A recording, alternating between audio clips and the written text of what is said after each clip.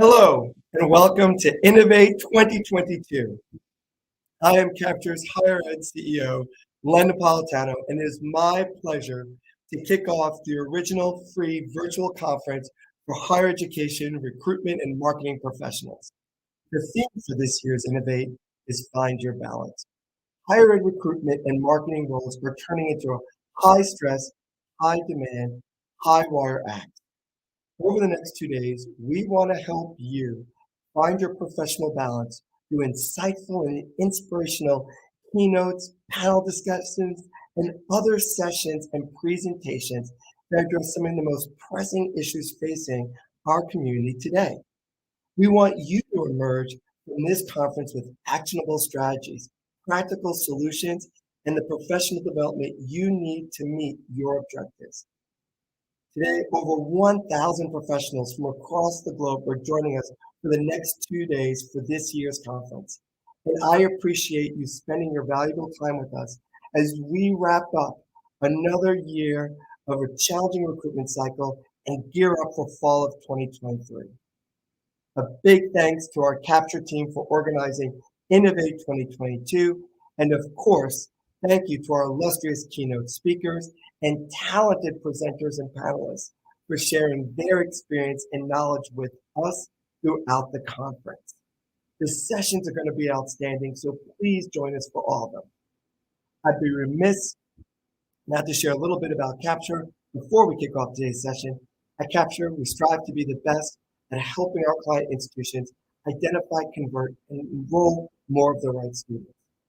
We say this every day because for identification, in fact, the majority of our clients are able to identify students to fill their classes 7 times over. When we think about conversion, last year our client institutions, those students who saw Capture content, applied at a rate 11 times higher than students who do not. And for enrollment, on average, 62% of deposited students, and in some cases, 98% of deposited students engaged and were influenced by Capture content. How do we do it? It's our team of enrollment experts and data scientists who use the only platform that combines marketing automation and predictive modeling built by higher ed professionals for higher ed professionals. We're here to help. Take some time if you want to talk to us. So now with that, let's get to Innovate. Before I introduce our opening keynote, Inside Higher Ed's founder and editor, Scott Jacek, let me give you a quick preview of this afternoon's agenda. Following Scott's discussion, we'll be running the Rapids, EdTech Options for Enrollment Management, presented by Andy Johnson, Vice President of Enrollment Management at Friends University. Andy will be sharing findings from an independent research project into the landscape, those technologies that are available to enrollment professionals and how they can impact us for 2023. Following Andy, more personalized than your grandma's tomato sauce, presented by Ben Matthew Corpus, Vice Provost of Admissions and Financial Aid at Florida Polytechnic University. Ben will be talking about achieving much needed personalization in your outreach. And closing today's session will be Laura Rudolph, Director of Enrollment Communication at Transylvania University. In her presentation, Parent Outreach Made Easy, she will outline her team's effective strategy for reaching out to parents of your prospective students. Throughout the sessions, we encourage you, ask questions, please. And you can do this by reaching out in the comment section of whatever platform you're viewing Innovate on. The next 2 days is about us. So please ask your questions and share your comments. And if we don't get to them, we'll try to get to them in a separate communique. So now I would love to introduce someone who we probably all start our morning off with, and someone who probably doesn't need any introduction for those of us who are working in the industry, Inside Higher Ed founder and editor, Scott Jacek. For years, Scott has led the editorial operations of Inside Higher Ed, overseeing news content, opinion pieces, career advice, blogs, and other features. He is a leading voice on higher education issues, quoted regularly in publications nationwide such as the New York Times, the Boston Globe, the Washington Post, Salon, and elsewhere. Scott has also adjudicated or screened for several awarding agencies, to include the National Magazine Awards, the Online Journalism Awards, the Folio Editorial Excellence Awards, and the Educators Writers Association Awards. From 1999 to 2003, Scott was editor of the Chronicle of Higher Education. A native of Rochester, New York, he graduated from Cornell University and now resides in Washington, D.C. Today, he will be giving us his top 10 issues in admissions, an exploration of those issues emerging in higher education and those that are coming back around. We hope you will leave this session with a clear sense of what issues are in play at your college and in higher education at large. It is my pleasure to welcome Scott Jassik. Thank you. It's great to be here at Innovate. It's great. I want to know more about Grandma's tomato sauce. So that's a really clever title, and it's really good to be here with all of you. I really enjoy going to meetings and meeting and hanging out with admissions professionals. But right now we got to do some of that online, and that's fine. But I hope in some future years I can meet all of you. I'm going to leave time for questions at the end of the presentation, and please ask anything you want. And I will give questioners a special pass. I will make your questions off the record, so I will not use any of your questions in my news coverage. So, Farzad, do you want to get the slides up?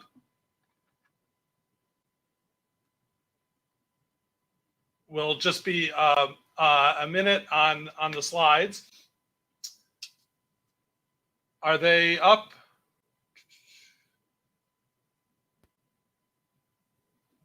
Well, while he's getting ready, I just want to say the first slide is going to just be my name and contact information. Please feel free to reach out at any time that you want. The second slide, which I'll get to, is about the pandemic.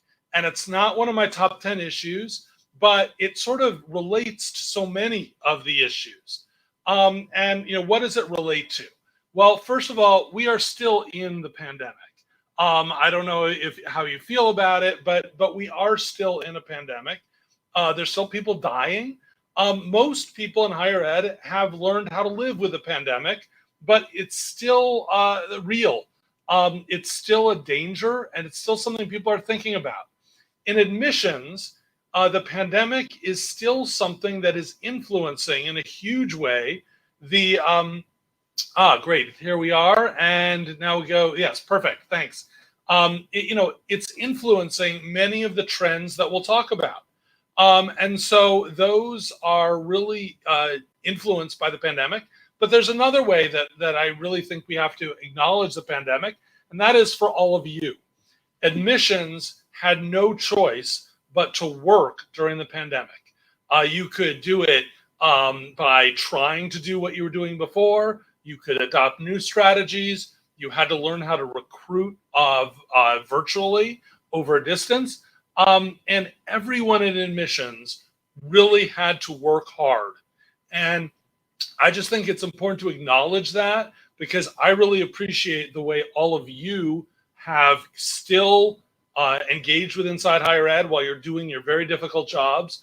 And even though your conditions that you face are hugely different from campus to campus, you've really put the emphasis on students. And that is truly commendable, and something that I just think deserves praise for all of you. So now let's go to the next slide. And this is a slide about Harvard, Yale, and Princeton, and the University of Michigan and Berkeley. In other words, it's a slide about the elites in higher education. And it's the only one you're going to get about the elites in higher education, because they have it good. I don't mean to imply that they don't work hard or that they're not nice people, but they have it much better than I suspect most of the people who are presenting or attending this conference. At Harvard University in April, they offered admission to a total of 1,934 students out of 61,220 applications. That is an amazing statistic, an amazing admit rate of 3.19%. 3.19%. Yale University admitted 2,234 students this year out of more than 50,000 applications. That is a 4.47% admit rate. You know, think back a few years ago, and it was shocking that there were colleges with an admit rate below 10%. Now there are a lot, all of those in this category. Also in the publics. I think one of the interesting things these days is that the publics and privates, both at the elite levels and the non-elite levels, have more in common than people have thought before. At the University of Michigan, they had 84,000 applications this year. That was up 6% in a year. And that's obviously way more than they can squeeze into Ann Arbor or any place. And they're just acting more and more like the elite publics. Now, main thing I want to say about the elites is, look, there's never been a better time to be working at an elite university. They have endowments in the billions. They have and are growing their endowments. They have and are growing their fundraising, et cetera, et cetera. So if, I don't know how many people in the audience are at an elite university, but if you're not, that's okay, because I think you will benefit from the other issues. So let's go to the next slide, please. And so now I want to talk about regional universities. And I'm talking about them public and private. They have a very different situation. Regional universities, and many people wonder, well, what is a regional university for a public and a private? For public, it's generally not the flagship university. There are one or two flagships in each state. But for privates, how do you tell if somebody is a regional university? I do it on admissions. Are most of the students that they admit and that they recruit from just a small number of states? Or are they truly a national university in which everyone has heard of them and knows them? Most private colleges, while they don't always like to admit it, are in fact regional universities, and there's nothing wrong with that. I'd really like to stress that there should be great pride in being a regional university. And they are, they are generally, though, hurting during the pandemic. They are missing targets, coming in, a few hundred or dozens short of what they expected. They are raising their discount rates. And then there is an important impact on the colleges. These things are followed fairly quickly by layoffs. And so for regional universities, it's really hard. Now, there are exceptions based on demographics, for instance. In California, in Texas, in states that have so many more students, they are getting they're just benefiting from more students. So they're doing well. I'm going to talk about some other examples a few slides down, though, where it's their creativity that is doing them well in this time. Next slide, please. So for community colleges, it has been a terrible time. Enrollment is down, seriously down, 2 years in a row. The national average for community colleges is to be down 15, 16%. That is really a troubling statistic. For community colleges, this affects their finances beyond tuition revenue. State and local appropriations are based on enrollment. It is really killing them here that they are so, so the question is, why are community colleges down?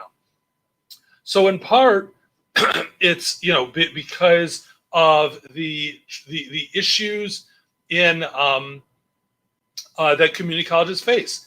In educating students online, which is what they tried to do, what everyone was doing at the beginning of the pandemic, this didn't work for most community colleges, not because their students aren't able to do online work. They're totally able to do it, but because many community colleges don't have a space, many community college students don't have a space to truly study online. They are more likely to live in a crowded apartment building than a home. And it's just very different to think about. But the other reason community colleges are struggling to get students right now is the amazing economy. Jobs are at an all-time, I guess, low in unemployment, but high in getting people to work. They are luring people to be anything, to be a waiter, to work in the service economy, to do something that doesn't require a college degree. This is totally understandable, but many students, I think, are not looking long term, not thinking about how will this affect me in my life that I don't get a degree. So it's a bad time. Next slide, please. So if you were thinking, well, I'm at a four-year college, so I don't need to worry about community college enrollment, you're wrong, because transfer enrollment is hurting.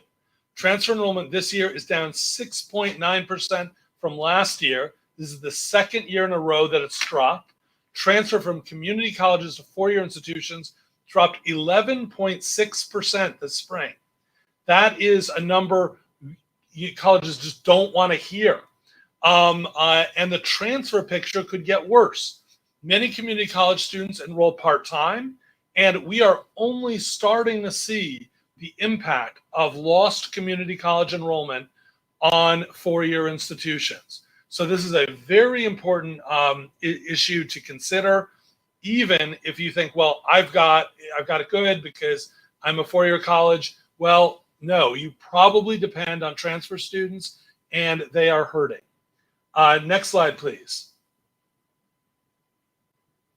So now I want to talk about some of the creative things that are going on in higher education. So Duquesne is a great example of a university that is having a very good year in admissions this year because they're doing some things different. So what is that? What are all those people doing in that picture? Well, it's 500 students and their parents on a day for admitted students. And they are preparing meals for poor people. They're preparing 75,744 meals of red lentil jambalaya for students. There are 18 assembly lines there. It's a huge project. And you may be thinking, well, this is something, of course, to do when the students are actually enrolled, but why would I do it with my accepted applicants when they're just trying to decide whether or not to come to Duquesne? And the reason is that Duquesne decided that it does these events with a group that prepares food for the poor, and Duquesne decided that, hey, this might be a good way to demonstrate our values as an institution, to demonstrate that we truly believe in community, in a sense of helping people out. And they decided to go all in on it. It is, and it shows Duquesne's values. They're a religious institution. They care about people. And this means both caring about their own students, but also caring about the community that they are a part of. And that's a very difficult thing to convey without doing something. And so they actually decided to do something about that. Duquesne this year is going to have 20% more people in its freshman class than last year, and is going to be up over pre-pandemic levels. That's really an amazing accomplishment this year. And what's particularly notable, I think, is they are doing it by as the as the slide says, by demonstrating their values, by showing that they care. And that is in some ways, it's rare to see a college put that message forward in their admitted student days, but maybe more will do it next year. Next slide, please. Now I want to talk about SUNY Oswego. SUNY Oswego is if you picture New York State, is in the southeast corner of where Lake Ontario is, and it's right on the lake. It's beautiful, but it's not exactly an urban hub. It is not New York City. It's not the kind of place that many students, wake up one day in their senior year and say, I want to go to Oswego. So they are focusing on a number of things, and I want to talk about a few. They focused on getting people to Oswego. They bused people to Oswego, and they focused on the faculty role. Faculty members at Oswego traveled to New York City, to Rochester, to Syracuse, all over the state, talking about Oswego and the personalized. And this is will perhaps come up in your tomato sauce session this afternoon, in their personalized approach to admissions and in their personalized approach to the college. Now, the number I want you to look at is not the ones at the top, which jump seemingly the most, but the bottom number, the deposits that Oswego received this year. This year, they went up by 500, from 1,062 to 1,571. Their yield is going to be greater than it was before the pandemic. That is more students they're going to have than in any of these 5 years had applied or been admitted are going to enroll. How did they do this? One was the personalization, but another way that they personalized it was with letters from alumni. And some of the alumni were famous alumni for their communications program and so forth, but they also used non-famous alumni writing to their School of Education potential students and explaining what it's about, why they're coming, why coming would be a good idea, and so forth. And this is important to remember. You need to mix it up a little bit. Sure, it's great to have some famous names, but you can also benefit a lot from having a non-famous name who knows what it's like and can speak to that issue. It's really important. And then look at the yield number again and think about what it was like to see yield increase by 50% during the pandemic. Next slide, please. So, international students. And this one, I'm not really sure what I want to say about international students, because they still overwhelmingly want to come to the United States. They know the United States, they love the United States, and they know American colleges are great colleges, and they also know the experience of living here and studying here is going to be great. But with COVID-19 and related visa issues, I don't think colleges can count on getting the same numbers of international students that they had before the pandemic. And I don't think they're going to know whether the international students are going to actually enroll until it's truly time for them to come and show up. This is unfortunate. And especially this is because think about what are the big countries that you recruit from. Most colleges are recruiting from China, from India, from Korea. That is not a recruitment level from Western Europe. They probably is a smaller share of students. They are probably less troubled by visa issues. So, and this one, I just want to say you need to wait and see. Now, the best international students to many are the international students who are already in the United States. They are very highly sought after to come to to come to the American colleges, and they're already here, so they tend to not have the same issues that other students have. Next slide, please. Standardized tests are fading. This is very dramatic change in higher education, but one that is going on and that I think is probably here to stay. Most colleges are admitting students, and I'm talking about most four-year colleges, are admitting students without requiring the SAT or ACT. They did it last year, and they generally found it was just fine, and they're sticking with it. Most colleges that have made the switch are fine with it and are saying that they do not pay a price for not admitting with test scores. Some colleges are requiring an extra essay or something to help understand the students more, to help see more about the students, but most colleges are not.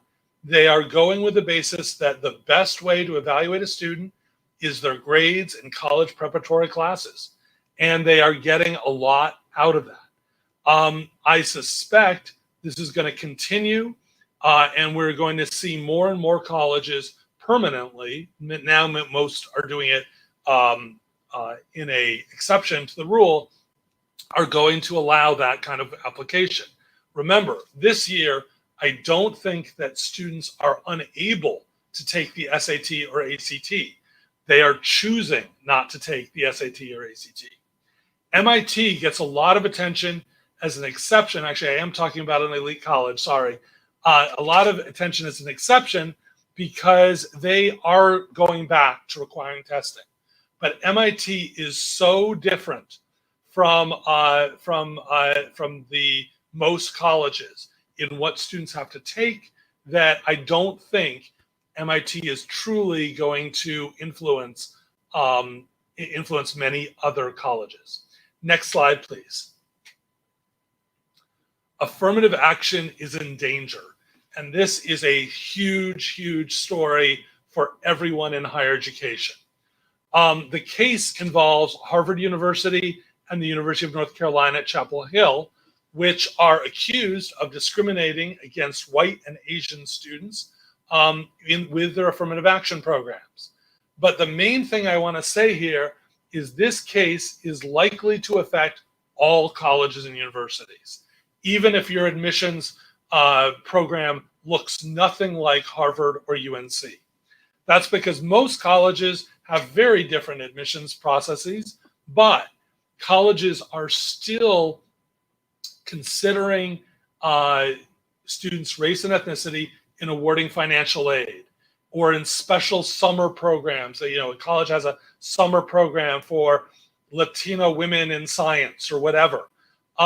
Those programs are affected as well if the Supreme Court rules in a certain way. I do not know for sure how the Supreme Court will rule, but, and please pay attention here on this point, there are not more than two justices, actually, because the newest justice is going to recuse herself because she was on the Harvard board. There are not more than two justices with a track record of supporting affirmative action in higher education. Now, the others may well support affirmative action in higher education, although I doubt it. It is so important that your college look at all of your programs, your requirements, and think about how will we need to change if the Supreme Court rules. You've got some time. The Supreme Court will hear the case in the fall. Probably it'll be next year before they decide, but they are going to decide on this. And I think it's going to be a major change for higher education. Next slide, please. So some colleges are interested in something totally different. NACAC is talking about a new approach to admissions that will be more friendly to people who are minority applicants. And they're about to get more specific. They just announced today that they're convening a group of people who will come out and try and come up with new ways to do this. A company is experimenting with a totally different system. I just wrote about this. This company experiments with a system. They started it to recruit foreign students, but they did an experiment in Chicago area for students from Chicago. This is unusual in that they are going after low-income students, and the student just has to apply, just has to fill out basic information about themselves and their grades. And then the college is the one that looks at the student portfolio without knowing who the student is, and the college may offer them admission on the basis of that portfolio. So the student doesn't even apply to the college. I don't know if this will work, but I think it is a sign of the times that people are looking at totally different things and they want to shake things up. And that is a good example of it. And with next slide, please. And I think that is the end of our Q&A. And so now I am going to take your questions. Do I have any in this? And actually, I see one from. Hey, how's it going, Scott? I'm Good. delighted to help you with the question. Thank you. As there were quite a few questions received on a few platforms regarding standardized tests, test optional both at the undergraduate and graduate level. Mm-hmm. So because we have representatives from both undergrad and grad, I want to, separate the question. So talking about the test scores as it relates to the undergrad level, something that you mentioned, do you think that for undergrad, or actually we'll start with grad here, do you think the GRE is still relevant today? And do you believe that more and more graduate programs are going to make the GRE optional? More of them are making it optional. So it's not a theoretical question, but the GRE is hard to track because at many colleges, it's decided department by department. There's not a university-wide decision, but many departments are going optional, and this is in master's degrees, PhDs. I see ads that say, I saw an ad for Berkeley data science program, I think it was data science, where they're putting it right in the ad, no GRE required. That's become a very common thing. Now, are there some that disagree? Of course. And so I'm not saying the GRE is about to drop dead because, if you might want to go to a college that requires it, or you might want to go to a college that is optional and says it looks at it if you submit scores. But the same trends that we're seeing in undergrad, we are also seeing in graduate education. Right now in law school, there's a big proposal before the American Bar Association to not make law schools require a test, any test. So the ideas are definitely spreading. One area where I think it's slightly less likely is in medical education. I think there the MCAT is stronger than the other tests. I want to bring up something you said. You kicked off at the beginning of your presentation, and I'm bringing it up also because we have Jeff Salingo tomorrow. And in his most recent book, he talks about the sellers and the buyers, and that the elite institutions are the sellers, right? They have more applicants than they've ever imagined, right? They're turning away more and more students. But I want to talk about the majority of students are going to go to a buyer institution, meaning, these are schools that have to work a little harder, right? They're still great schools. And the studies have proven that when there's no discernible difference, when a student graduates and 20 years later, their impact on society, whether it's economic or citizenry. So I want to ask the question for those schools that are trying to address a COVID budget, and they still have to work hard to attract the right student. You use the example of Duquesne and putting their mission into practice. Are there any other examples that maybe you can provide? There were some comments that anything else that you've seen so people can really think about something that is applicable, but also that they're able to fiscally be able to do as well. Yeah. I mean, I think it's important to admit that there are real problems with paying for it all or for giving super generous financial aid that costs money. But think about, so Stevens Institute of Technology would be another example. They are right outside New York City, but they're in New Jersey, but they're just across the river, so you can see New York City at all times. And you know you're going to be near New York City.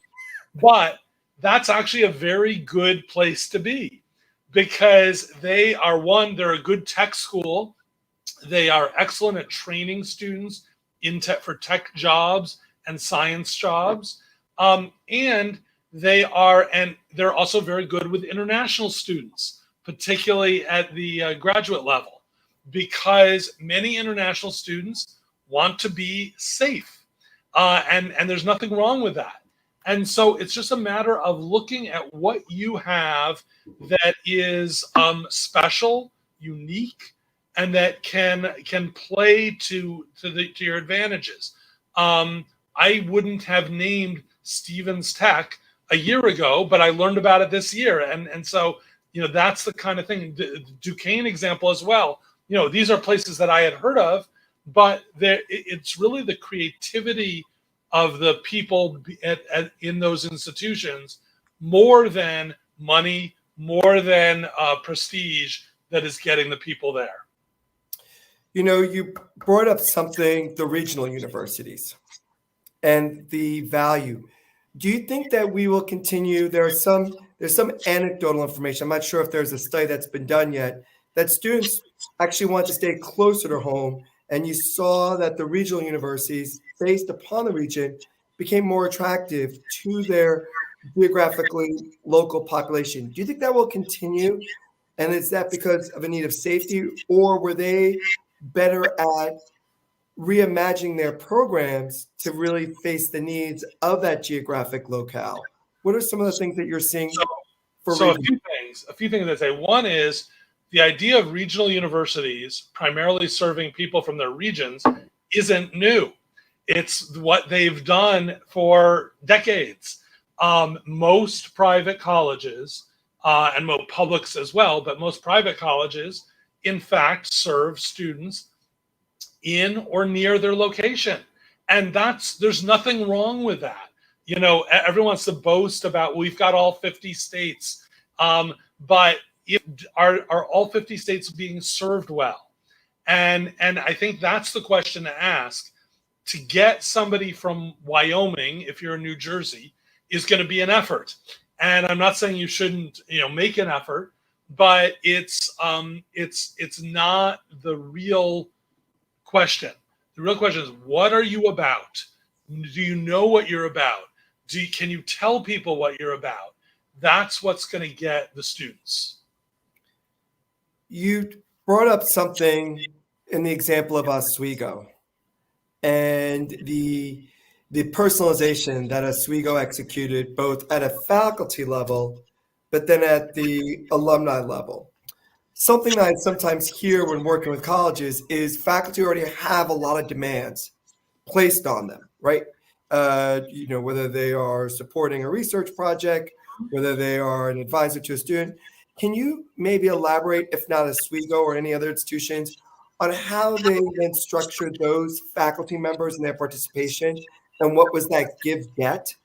Sure. So I've got a great quote from a story talking to a faculty member at Oswego about this. Why did you do this, I asked?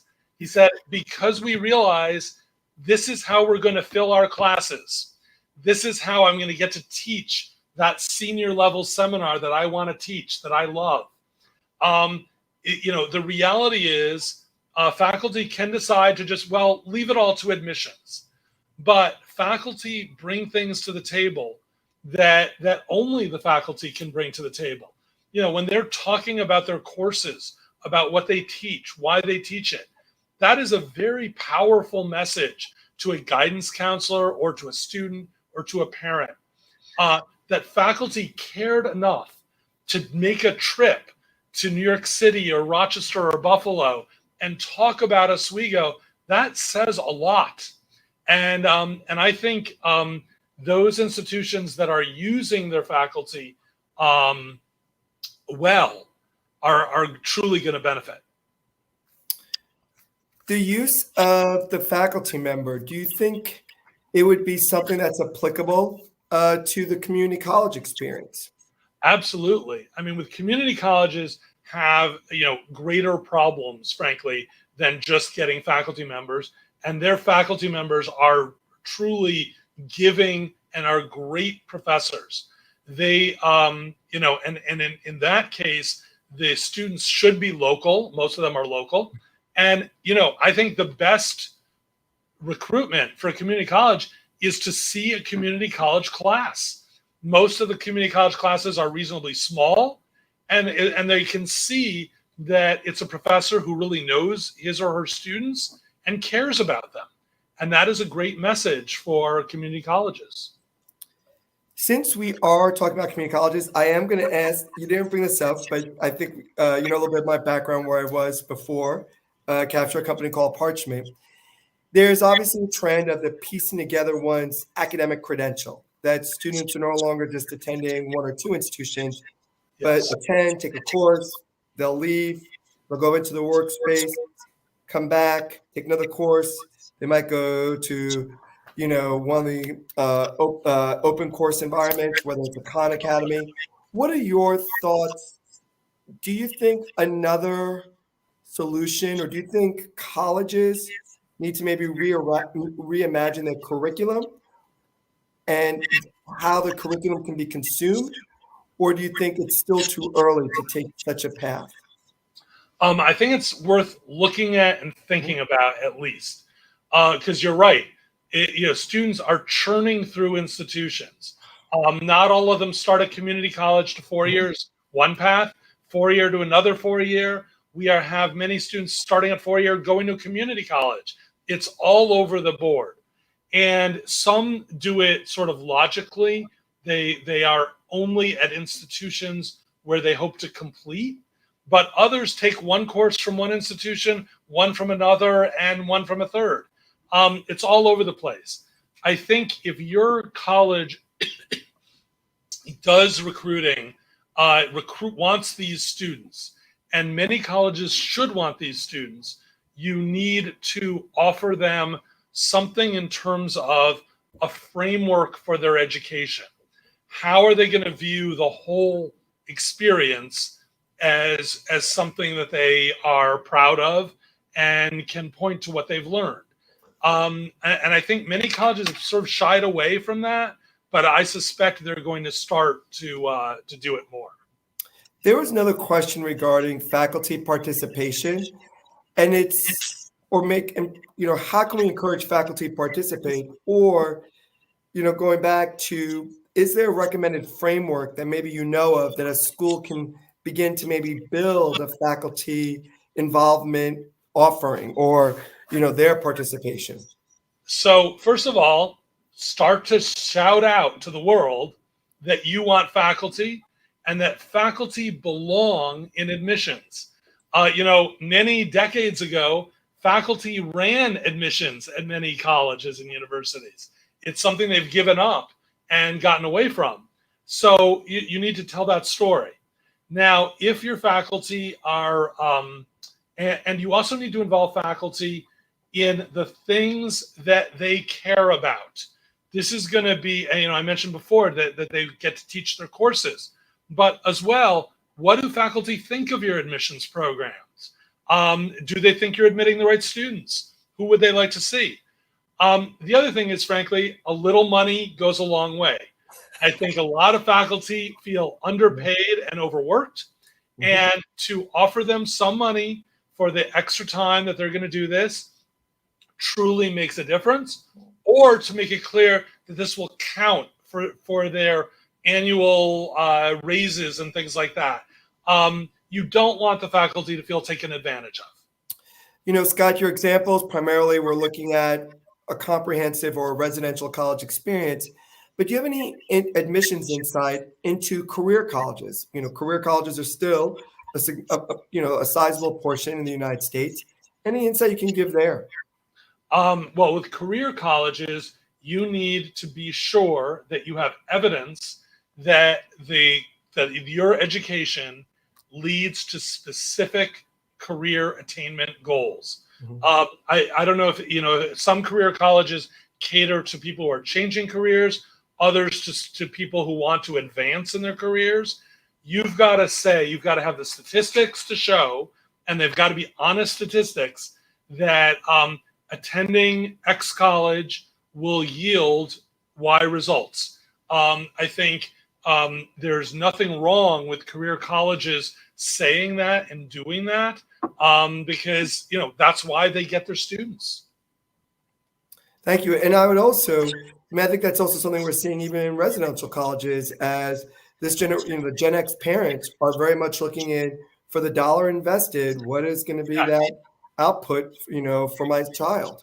Yeah, I mean, and you raise an important point, because at many of the people I talk to say it's one message to the student, another to the parent, and the parents are very likely to care a lot about ROI. The last thing I want to bring up, because I know this has been a really big topic of conversation this past year, is transfer population. Yes. Any guidance or insight, to the community about, engaging with that population, or things that you really saw resonate, or schools that have been successful? Sure. So the most successful, I'll start with the opposite, the least successful institutions.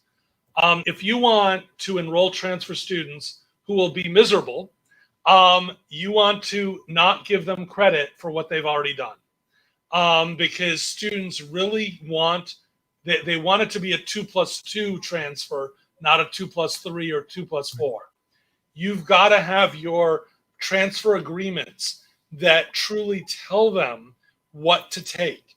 And to do that, you've got to start before they transfer. You've got to go to the college where you're going to get students from and say, this course counts for credit, this course doesn't. And you've got to truly engage with them. Many colleges, I've spoken about this before, and then a college person will get up and say, oh, it's all explained in our annual report. No one reads your annual report. So you've got to go to the students, explain it, and do it. We have time for one more question, and actually goes back to, what trends are you seeing with career colleges in admissions, or career college admissions? The main thing I'm seeing is a variation of what I was talking about before, with very specific pledges about what will happen to the student as a result of attending the college. Most career colleges admit most of their students, and there's nothing wrong with that. And it's about showing, by enrolling, what will the student receive very explicitly, and then delivering on that promise. Thank you. Scott, before we go, was there anything that you want to add or share with the group? Well, we've covered a lot of ground. I would just say to all of you, please feel free to reach out at any time with any questions, and have a great meeting. Scott, on behalf of everyone at Capture and this entire community, thank you for sharing part of your day with us. Thanks. Bye. It is always a pleasure. I know I share the sentiments of many of us, hearing from Scott, a man with such an illustrious career in our community and with so much insight. And we look forward to having him engage with us in future conversations. For those of you who are wondering, we will be sharing portions of the presentation, so don't worry if you were unable to write everything down. Now it's my pleasure to introduce your Innovate 2022 MCs, Heather Mueller and Carla Terwilliger. Heather is Capture's National Vice President for Enrollment Solutions. As a co-founder of the company, she has been an instrumental member of the Capture team since its earliest days, and she has extensive experience in higher education, particularly in enrollment management and student services. Before coming to Capture, she worked at Lincoln College, Thomas University, Rutgers University, and Illinois State University.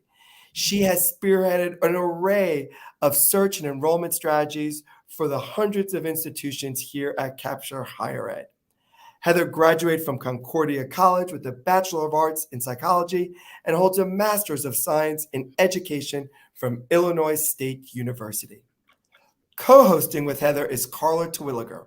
Carla started her career in marketing and advertising, working in Louisville and Los Angeles for such companies as Fitness Magazine, Deutsch LA, and the Barbie account at Mattel. In 2012, Carla pivoted her career to focus on organizational development so she can change the game as it pertains to company culture, talent management, and transforming the overall employee experience. 10 years later, she's recognized as a trailblazer within the people operations space, taking a unique approach to driving meaning and lasting change within companies, encouraging and helping people to grow and find their purpose, cultivating a psychologically safe space, and helping organizations thrive by leading with the mindset that culture trumps everything. She joined the team at Capture in August 21, and we are grateful for the impact of her efforts. She is a graduate of the University of Kentucky with a Bachelor of Arts in Integrated Strategic Communications. You will be seeing Heather and Carla throughout Innovate 2022 as they recap previous sessions, introduce upcoming sessions, take your questions, repeat your comments, and announce winners and more. It is my pleasure to welcome Heather and Carla.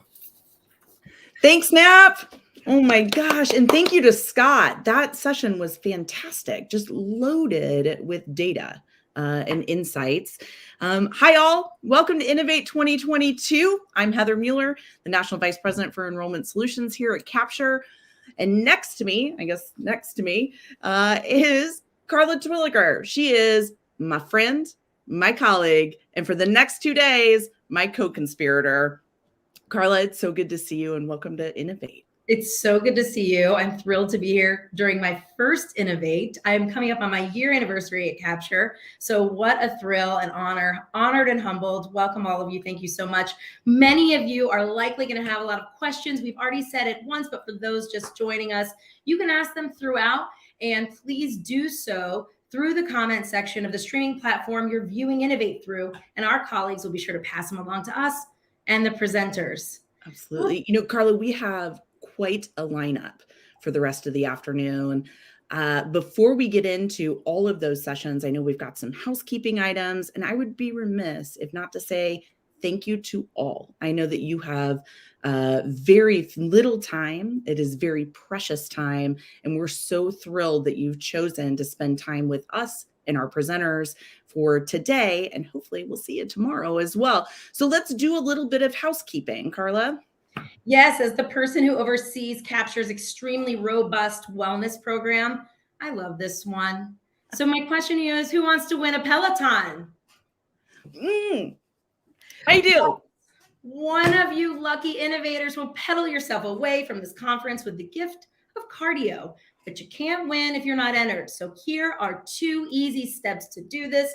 First, scan this QR code on your screen to go to Capture's LinkedIn page and give us a little follow.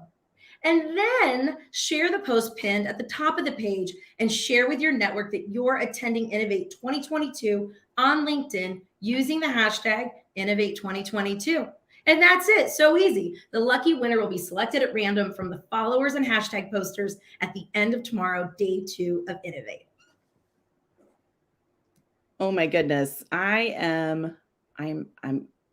we in the drawing also? I was scanning the QR. No, I think we're going to have to take ourselves out of it. Right. Perhaps someone local will win and invite me over for a ride or 2.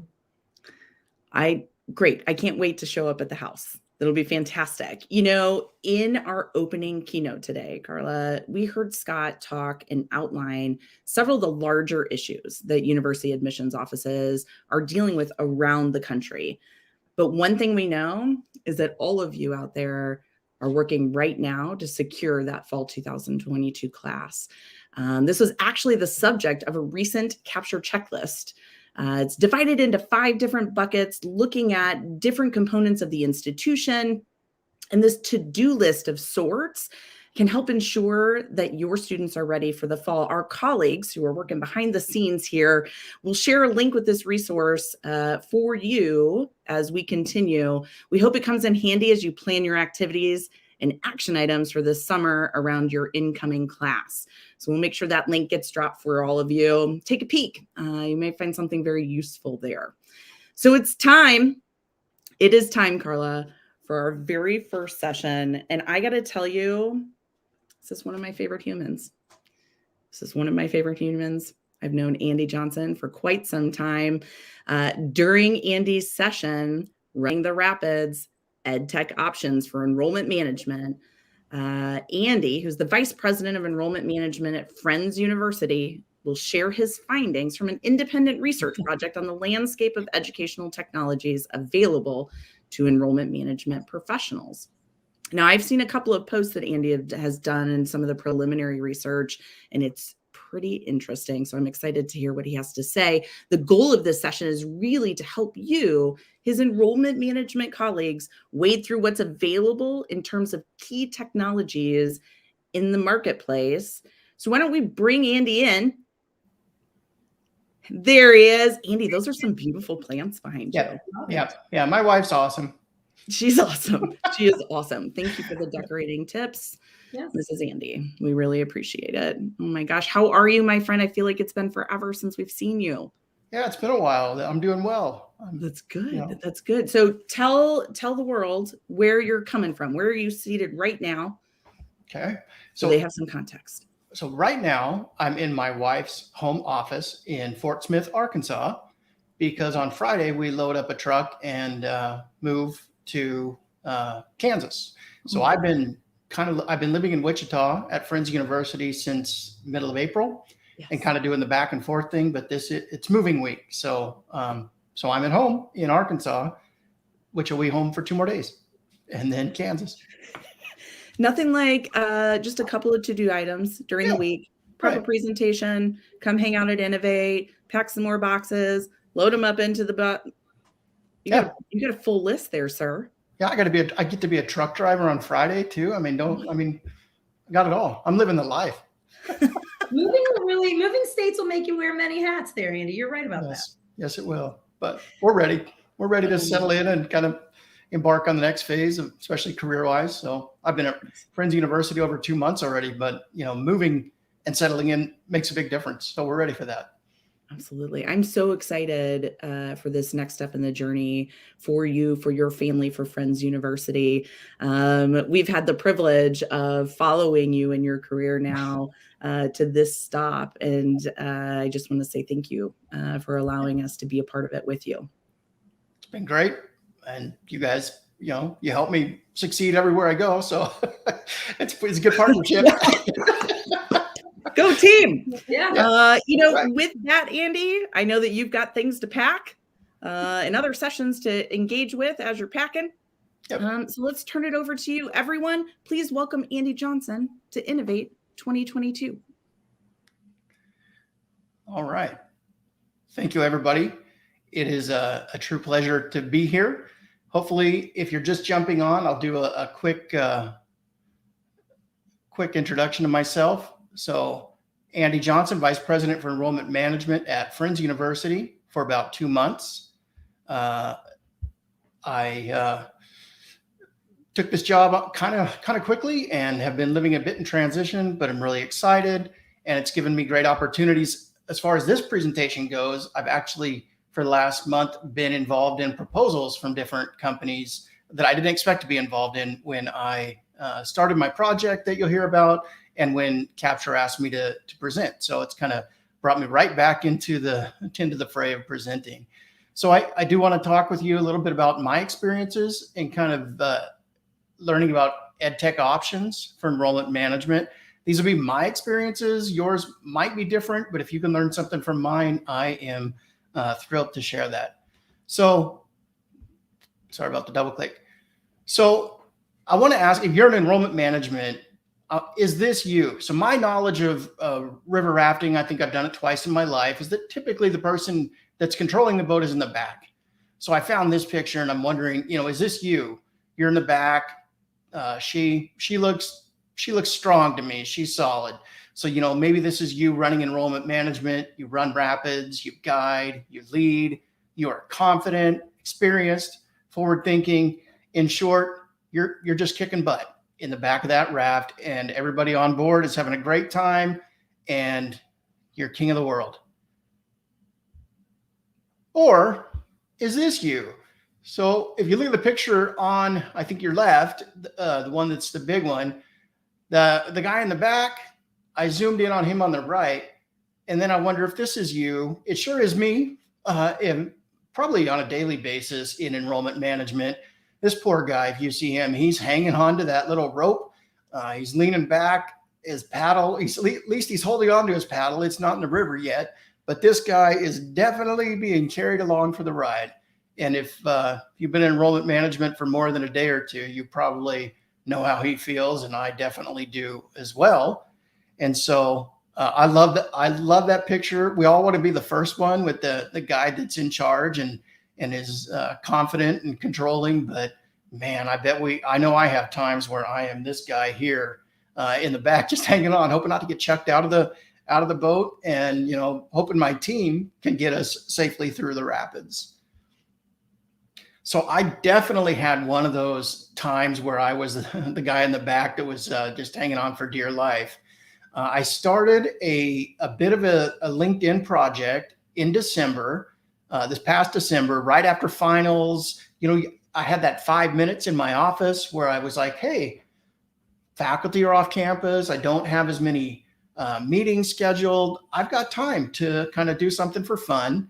And so I don't know about you, but when I scroll through LinkedIn, I see a ton of ed tech companies. And I was scrolling that morning, and there were just ones popped up that I didn't know. And I like to think that I'm pretty up on ed tech. I kind of fancy myself as a bit of a, ed tech nerd who loves that stuff. So I figured I'm going to post on LinkedIn, and that's what you see on your left. And it was basically like, hey, what are the ed tech companies out there helping us enrollment managers? Here's a few I listed a few that I've worked with that I'm familiar with. And I thought I'm pretty good. I found the picture on the left, which is Edge Adventures. Every year they kind of do that. The one that you see there is from 2020. They probably got the 2021 out for a while, and 22 I think is coming out soon. And they categorize them and list them. But I was just like, that's just a cool picture that shows lots of them. But I probably know all those. So I'll do this post.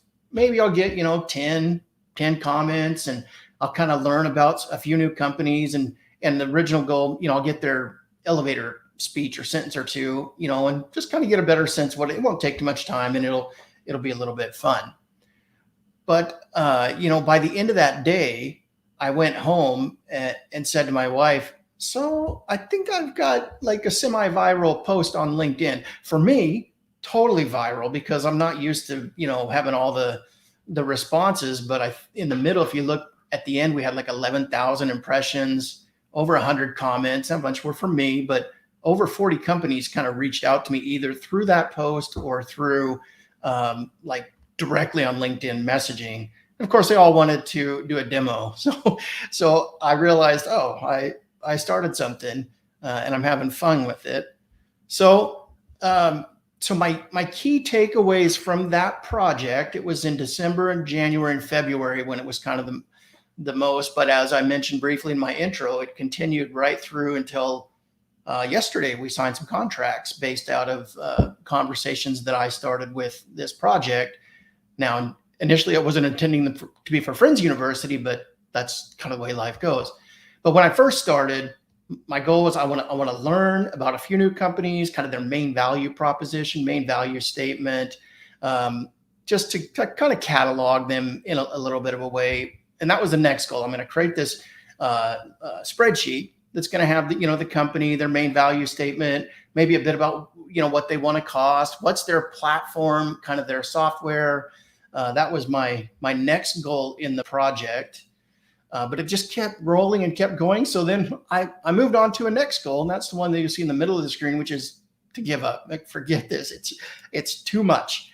So for a while, I was just like, forget it. I've got a real job to do. Great LinkedIn. That's cute. That's fine. But I've got to do my job. But then it kept happening.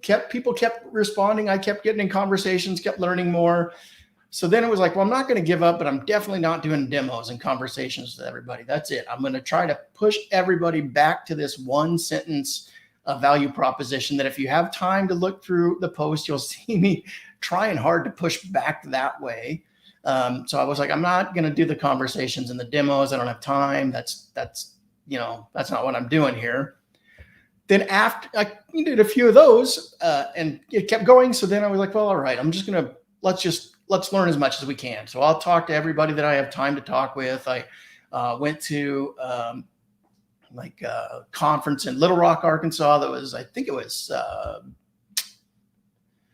SACPRO conferences in Little Rock. Met a few new different companies there and kept talking to them. At this point, my goal is like, okay, I'm going to embrace this and I'm going to learn from it, but I'm not, that's about it. But then finally I got to this place where like, let's invest in this. Let's talk to everybody that you can, because you never know. And right about that time, I got a call from Friends University and it turned out to be really appropriate for me. But the takeaway is that there are so many options in ed tech enrollment management that it's not as easy as knowing like here are the companies and here's what they do. And so I can just kind of pick and choose.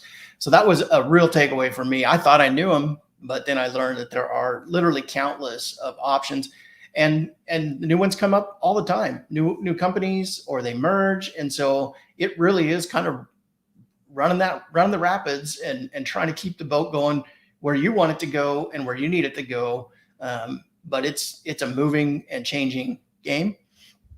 So then I thought, okay, I've got this project. I don't want to be the guy in the back of the raft that's hanging on for dear life and just going wherever the river takes me and bumping into rocks on whatever side and, just hoping, dear God, let us survive this trip. So I got to control this raft. If I'm going to do the ed tech rapids, I want to control the raft because I want to know what I'm doing and get the most out of it. And so I realized that it's not as much for me about learning all the companies and what they have to offer, but I needed to know institutional needs. So I think I'd encourage you to obviously do that, and everybody's going to tell you that, but know what you need before you kind of dive into the ed tech river.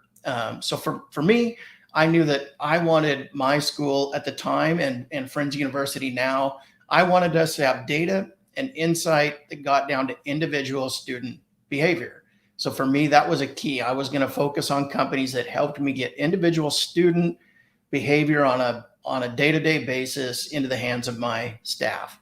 Then I also think for controlling the raft, for me, it was important to know what I'm interested in.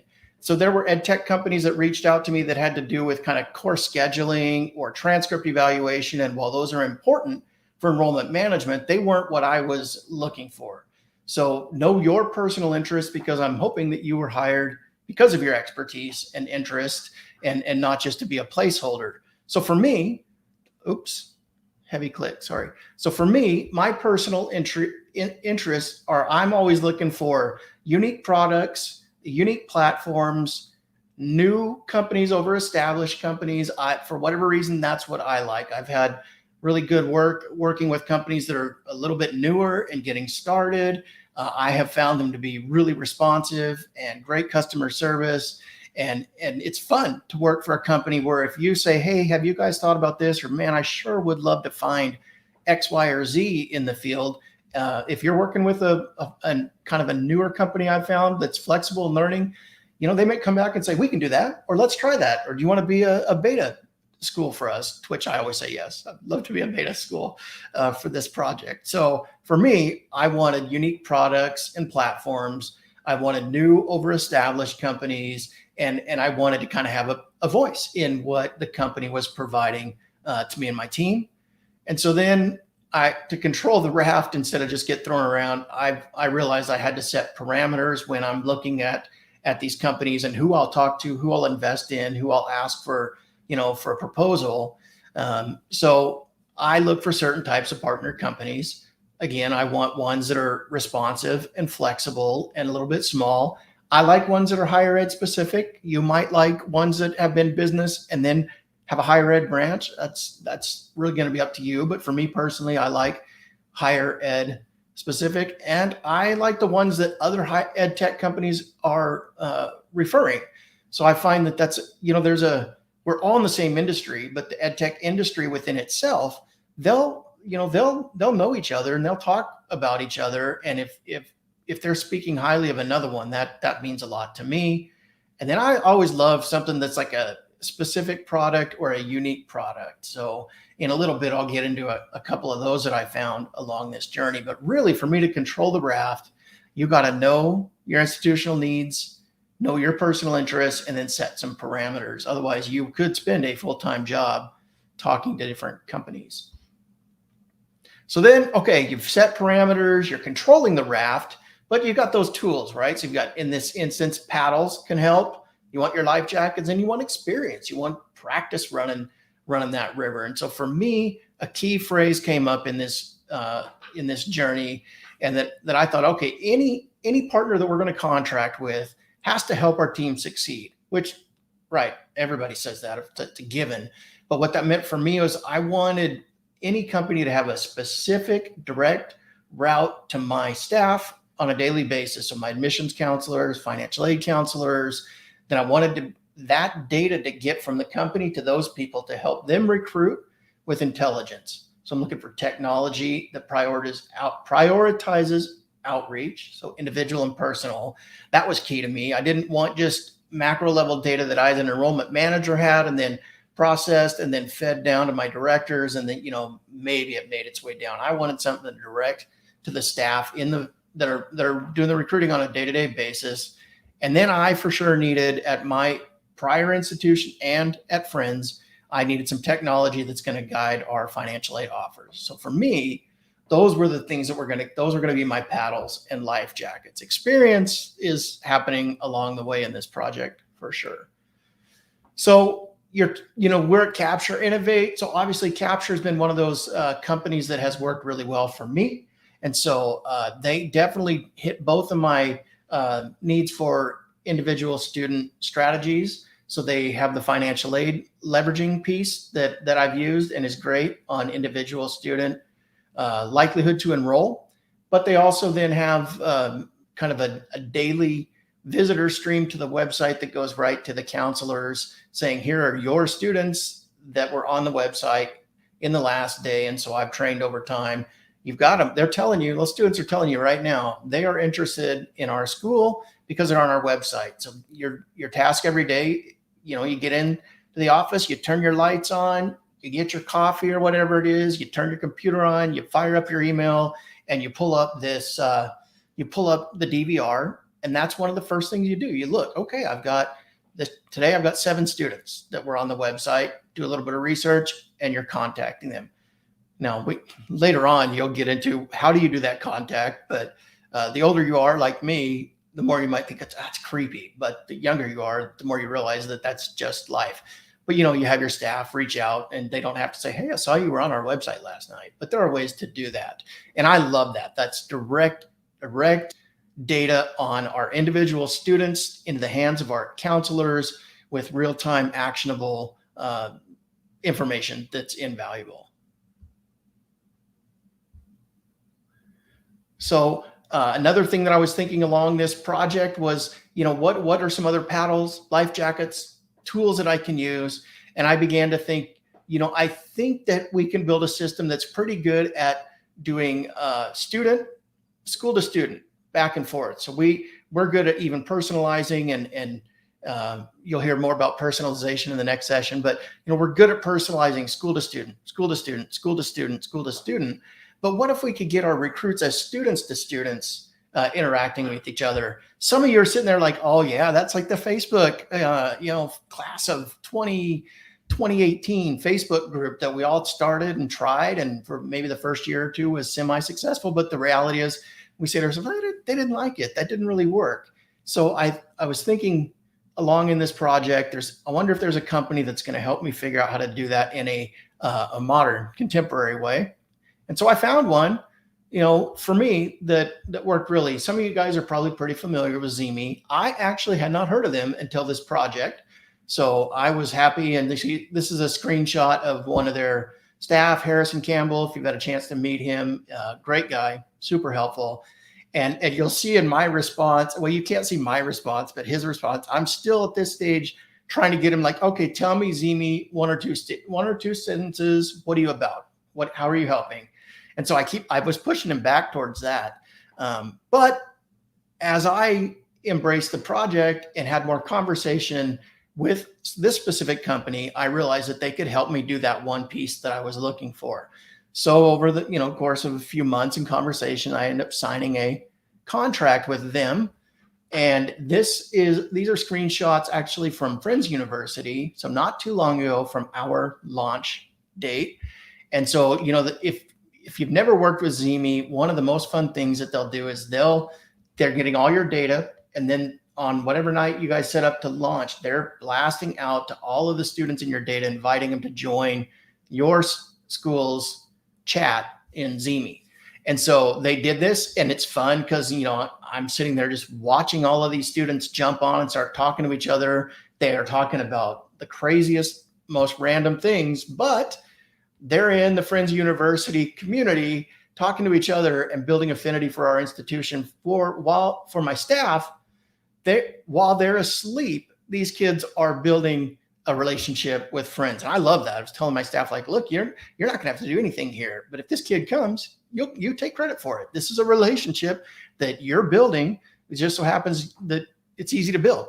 So then if you look on this screenshot, I love, this was from our first night. And so on the left-hand column near the top, there's a student named Zeus, probably a, pretty good looking dude, but I don't know him. He's Greek godlike, but he says, should I come to this school? I don't know. I'm still trying to decide. And all of a sudden other students are jumping in like, you should come here. It's going to be great. It's going to be a lot of fun. They kind of talk through some fears. Will I make friends? You already have friends in this chat. And then on the bottom right, kind of 2/3 of the way down, you'll see Zeus say, looks like I need to schedule a visit. And I saw that. I took these screenshots. I'm sending it out to my directors. I'm like, look at this. It works. This kid right here, Zeus is coming for a visit. This is going to be great. So it's a neat instance of seeing it work in real time. And even last night I was watching the chat, and it's all about, what do I bring to live in the dorms, all these things. And these kids are chatting with each other. So that to me was one company that for me was this isn't a sales pitch for Zimi. If it works for you, awesome. Look it up. If not, and there's other ones that work for you, good. It goes back to the other, knowing what you need for your institution, for your preferences, and what's going to help your staff succeed. One of the last things that I wanted to talk about before giving you guys a chance to ask some questions is the experience piece. And so one thing that I have learned over my career is that I'm not the only river guide out there. So, I know that for those of us that are on a campus, it can feel like on the day-to-day, we're so focused on our institution, and we're doing the best we can to just keep that raft in the river and charting its way down towards that next enrollment cycle. But I think projects like this have helped me realize that we have a whole lot of support from each other. So I posted on LinkedIn again, this little post that you'll see. Basically for me, it was kind of a reach out to, hey, anybody who's been, recently new at a school or has good advice, here's what I'm trying to do in these early days where I'm drinking from the fire hose. And really what it was a hope for some responses. And I've gotten a couple responses.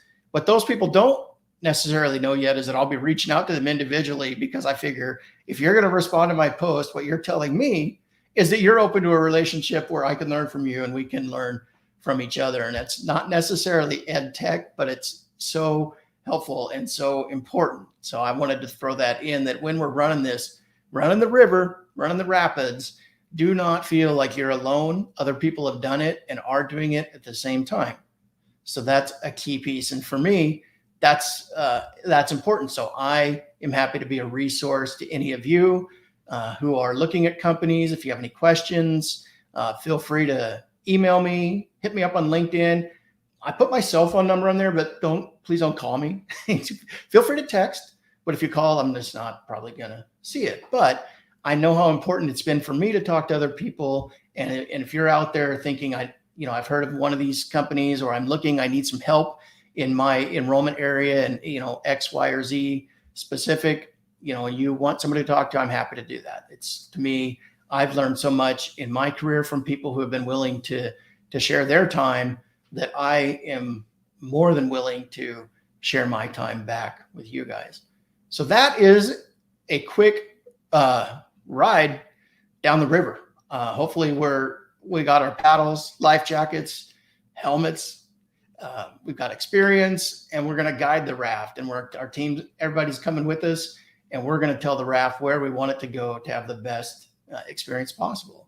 So at this time, I think I'm turning it back to our top crack team there at Capture to run the show. But I think I might have a minute or two for questions. You guys let me know.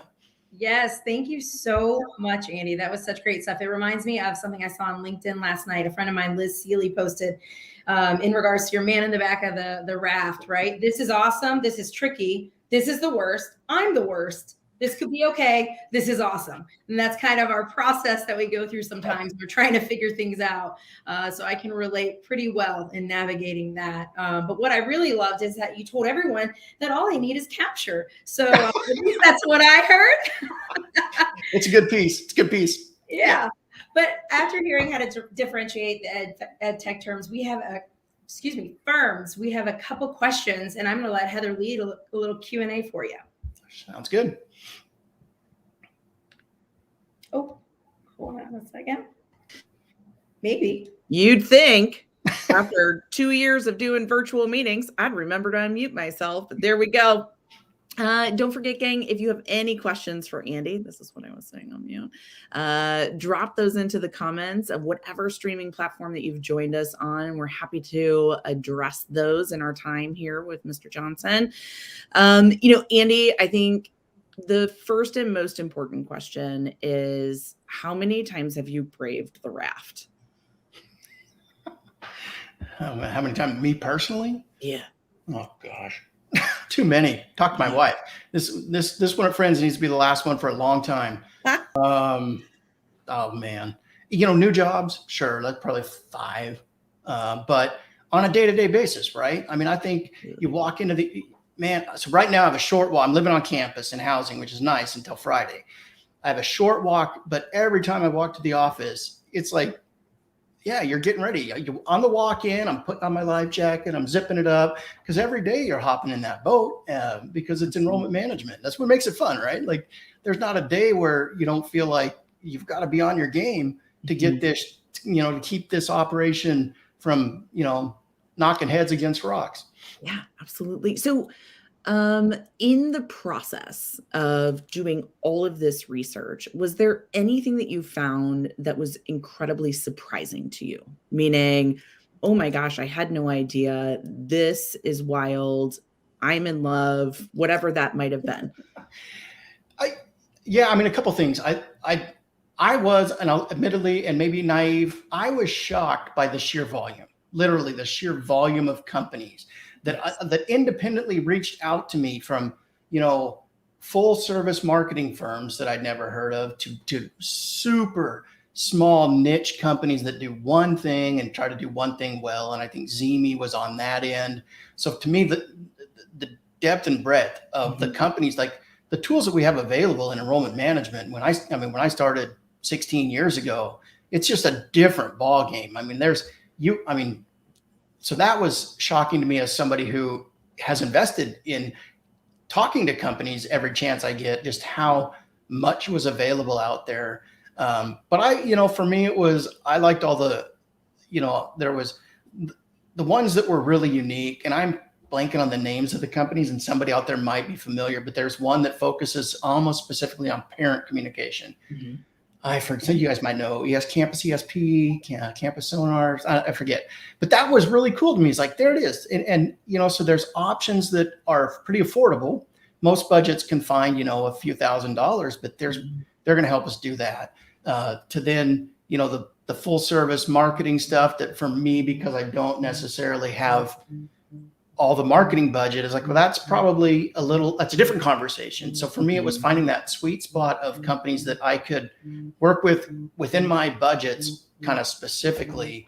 But yeah, the ones that the parent communication, Zemi, kids on social media, I've already thrown you guys a shout out, so you guys know that. But we'll take it every time, Andy. We'll take it every time.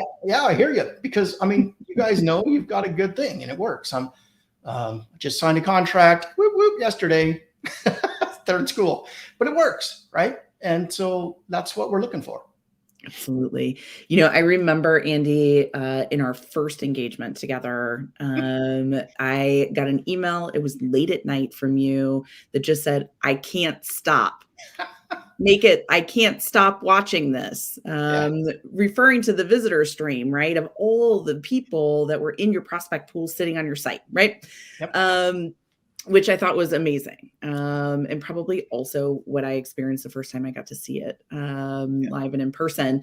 You know, I think when folks think about ed tech companies and think about bringing resources in, a lot of the conversations that I have with folks in the market surround how do you balance, how do you utilize all of these different resources and not overwhelm your team? Yeah. So talk to us a little bit about your experience, right? Finding these different solutions, but making it be part of your comprehensive plan. Yeah, and I think that's the hardest part, right? I have at times, so at University of Arkansas, Fort Smith, where I was there for almost 2 years, I kind of dumped stuff on them intentionally because there just wasn't that much there. So as quickly as I could, I got Capture. As quickly as I could, I got Zemi. I got some other things because they needed tools. And what we focused on there was, you know, I told them, like, yes, this is a lot, but we were really specific to train them. Here's what we want you to do with this one. Here's what we want you to do with this one. And so really what it was to build in routines in the morning. So, you know, I told them with Capture, I would sit back and I would do all the searches and I would say, this week, here's your kid. So I was very hands-on as a person. And a leader, but good to be both, right? But so that to me, I found was important, was to be pretty specific. Instead of say, here's this new tool, you guys spend hours of your week digging into all the data and learning all the stuff, you know, that we can get to. But at first I did the heavy lifting and it was all actionable pieces. Check your DVR, check your daily, you know, email report of your kids, follow up with them. Here's your list for the week. I'm building the list based off of data that I'm seeing on the back end. So that was important to me. And that's the same with other ones. With Zemi, it was like, okay, this one is going to help us. If you don't have time or bandwidth personally to do anything, don't do anything with it. Just let it do its thing. If you find you have time, then you can go in and follow the chat and see if you've got kids that are doing that you can reach out to. So I think it is important as enrollment managers not to dump too much stuff on people, but I also don't want to wait too long because they're never going to be ready, right? So if you wait until you think like my staff is entirely ready for a new thing now, then we'll never do it. So it's that balance and how much hands-on do I have to be at the beginning and kind of help people ease into it. And then the next piece, you're probably getting more than you wanted, but the next piece for me is to watch and see who's interested. Because you're always, say you've got 5 counselors. Some of you watching might have 20 and some might have 2, but you've got 5 counselors. 1 or 2 of those people is going to love it. They're going to love what you have to offer and they're just going to be into it. It's going to be fun for them. So I watch for those people. And when I found them, then I kind of use them to kind of bring it along to the rest of the team. So, hey, you're interested, here's more. Then I teach them one-on-one kind of what I'm looking at a deeper level. And if they typically like that, and then I use them to kind of help train the rest of the team. Yeah. So flipping gears a little bit and asking for a friend, in the sales process, what was the subject line that caught your eye the most? This is for the sales team, guys. Pay attention. Oh, that's amazing. I'm teasing. You don't actually need to answer that question, but thank you. Tough question. What did you find most valuable in all the conversations that you had? What did you find most valuable, or what questions, rather, for the crew in the world watching today? What questions did you ask the vendors to help you better understand whether or not that solution and your problem were going to fit together? Yeah. So for me, what I typically try to do is focus on some sort of question involving adaptability by the company. So I have a low tolerance for companies that want me to run things their way. So I always try to find pretty quickly, like, are you going to listen to my needs as an institution, or are you, really quickly going to slot me in and say, this is what we do for you, and you do it our way. So that was key for me. Other people may be different, but for me, it was that I always try to find, are they going to listen to kind of my needs and work with me to find a solution within their product suite that does what I need? And are they going to be cool with that? Because other ones are like, yeah, but you need, all the other options. Typically what I look for is they'll listen, let's find a solution for now. And then I'll tell them, like, if we get more budget and this is working, I'll want to add, but I don't want them to tell me I have to add up front or I have to run things their way. So I'm enough of a control freak of my situation that I don't want to give over complete control to another company. So adaptability is my kind of litmus. Wow, that's great. That's great. I'm just going to toss it out to the audience to see if there are any questions. Carla, do you have any other questions for Andy? I don't have any other questions, but I'm just like you, Andy. I'm a little bit of a control freak myself. I want to know I have a good team to support me on whatever tools I use, but I know what I like. And if it works, I like to bring it with me. So I can appreciate that. Absolutely. Andy, any last pieces of advice? The number one thing when looking for a vendor partner is? It sounds so, like, if somebody told me this 10 years ago, I would just be like, that's just a canned answer, but you really do have to know what you're looking for. So it's less about all the options, that's where you get lost. But if I want something to give my staff direct day-to-day input on students, then you'll narrow it down. I need financial aid leveraging to be a part of this. That'll narrow it down. But it's just so typical for this world, but you gotta know yourself. Absolutely. Thank you so much, Andy. This was fantastic. Good luck with the move. Yeah. Thank you. Thanks. Thanks for seamless. Yeah, me too. Thank you. Take care, Andy.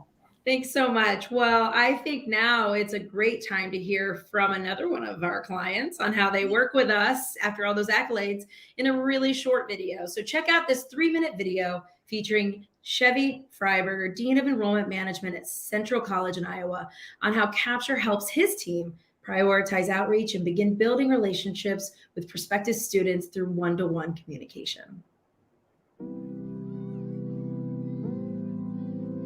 They have some intelligence to know, hey, I may have 3,000 inquiries, but, here are the 10 that were actually on our website last night. And they can appropriately reach out and start building that relationship.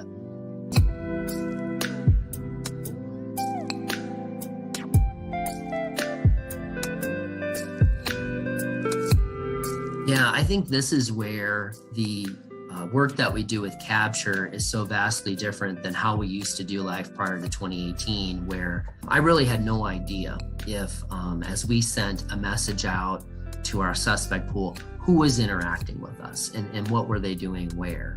So the behavioral engagement platform allows me to know this student has been on our website. This is where they have been researching a little more about Central.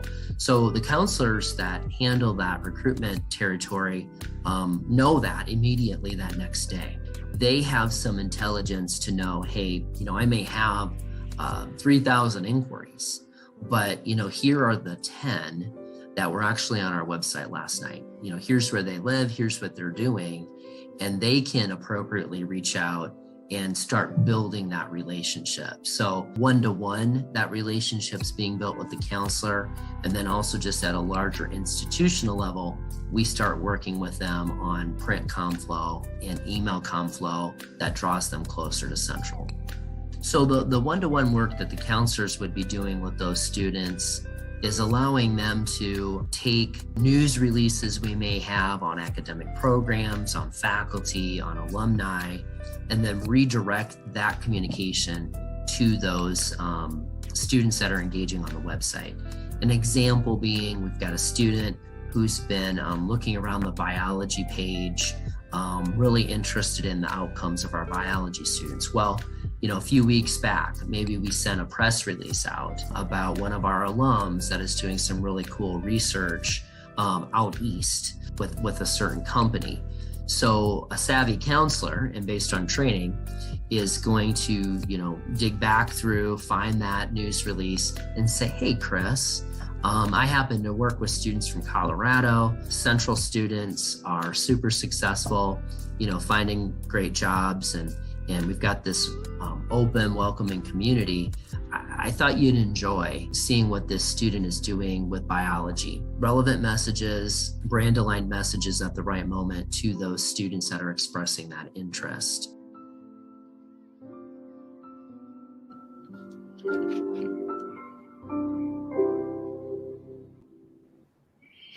Thanks, Chevy. That was fantastic. And that was some slow grooves. That was, I liked it. just thumbs up to the marketing team for that background. Couldn't it innovate? Just a chill vibe. I like it. Yes, absolutely. Before we head into the next session, another quick reminder for those of you who have not done it yet, we are giving away a Peloton bike and also a visit from Carla and I to have the first ride. And so you can secure your entry by first scanning this QR code on your screen to go to the Capture Higher Ed's LinkedIn page and follow us. That's step one.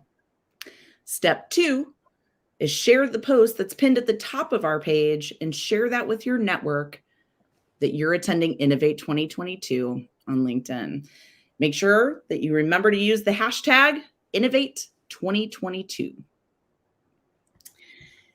Now it's time for our next session, which will be about personalization in higher ed marketing and recruitment. The idea of personalization can be an exhausted term in our field. All experts encourage us to personalize our outreach, counseling, and communication to each prospective student, alum, and constituent. But in this next session, one of my favorite titles, More Personalized Than Your Grandma's Tomato Sauce, Ben Matthew Corpus, Vice Provost for Admissions and Financial Aid at Florida Polytechnic University, and our very own Joe Heltzel will share with you how Florida Poly communicates what their audience needs when they need it without committing to a massive undertaking. I'd love for Ben and Joe to come on board. Come on down. Ben, so good to see you. Good to see you. Howdy. Hey. Look at you in your capture vest. Welcome to Innovate. Hey, Different version though. See, Heather, we couldn't be twinsies. Ben, I need to send you one. We need to get you in uniform, sir. Here we go. So,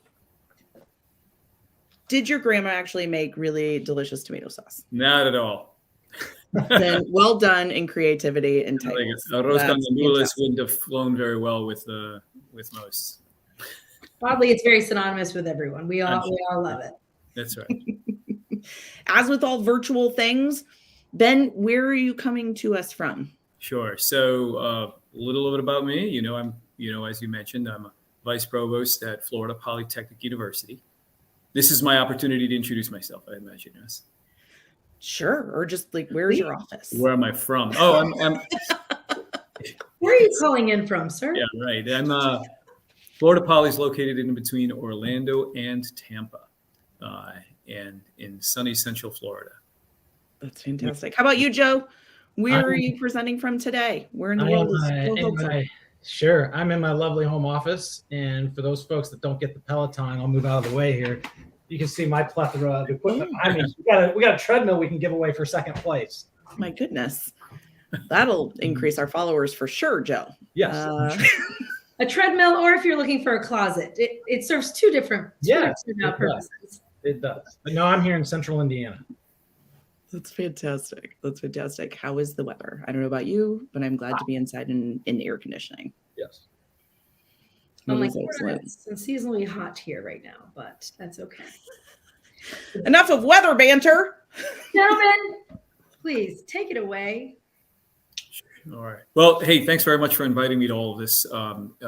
Exciting to talk about it.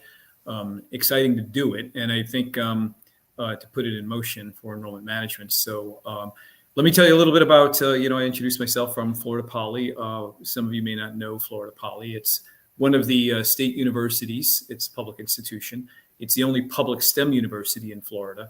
We're part of the constellation of universities in Florida that includes the University of Florida, Florida State University, University of South Florida. And it is not too old. It's been around for about 10 years. We've got 30 programs of study. We're in the core STEM disciplines. We have no liberal arts or humanities. 85% of our majors require up to Calc 3. A little bit about the class. It's selective. Average SATs 1340, 4.0 GPO, 45% acceptance rate, 1,500 students, going up to about 2,100 in the next couple of years. I guess a little bit more about me. I'm from the Bronx originally. I've spent the past 21 years as a VP for enrollment. Prior to Florida Poly, I was at the University of Texas at Austin as a vice provost for enrollment management. I was at Baruch College in the City University of New York as a VP for enrollment and student affairs for 10 years. I was at Eugenio Maria de Hostos Community College in the South Bronx as a VP for enrollment and student development for 4 years. And I still serve as an enrollment consultant. So it's been a great journey, and I've watched a lot change, and very pleased to be on this this riverboat, I would call it, that Capture has been careening down the river of enrollment management, because they've helped us out a great deal. Joe, I don't know if you have anything you want to say about yourself in terms of intros, where you've been, because I know you've been in the field. Sure, I have definitely been in the field. So I've been in my senior enrollment advisor role here at Capture for almost 3 years. It's hard to believe that.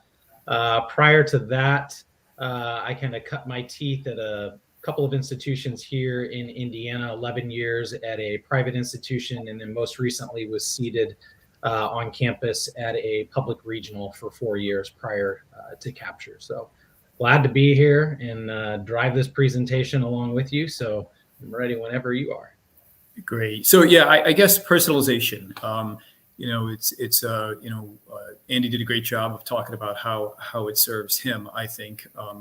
It's really important, I think, in all of our institutions as we move into a universe that's becoming more and more complex in enrollment management for all of our institutions.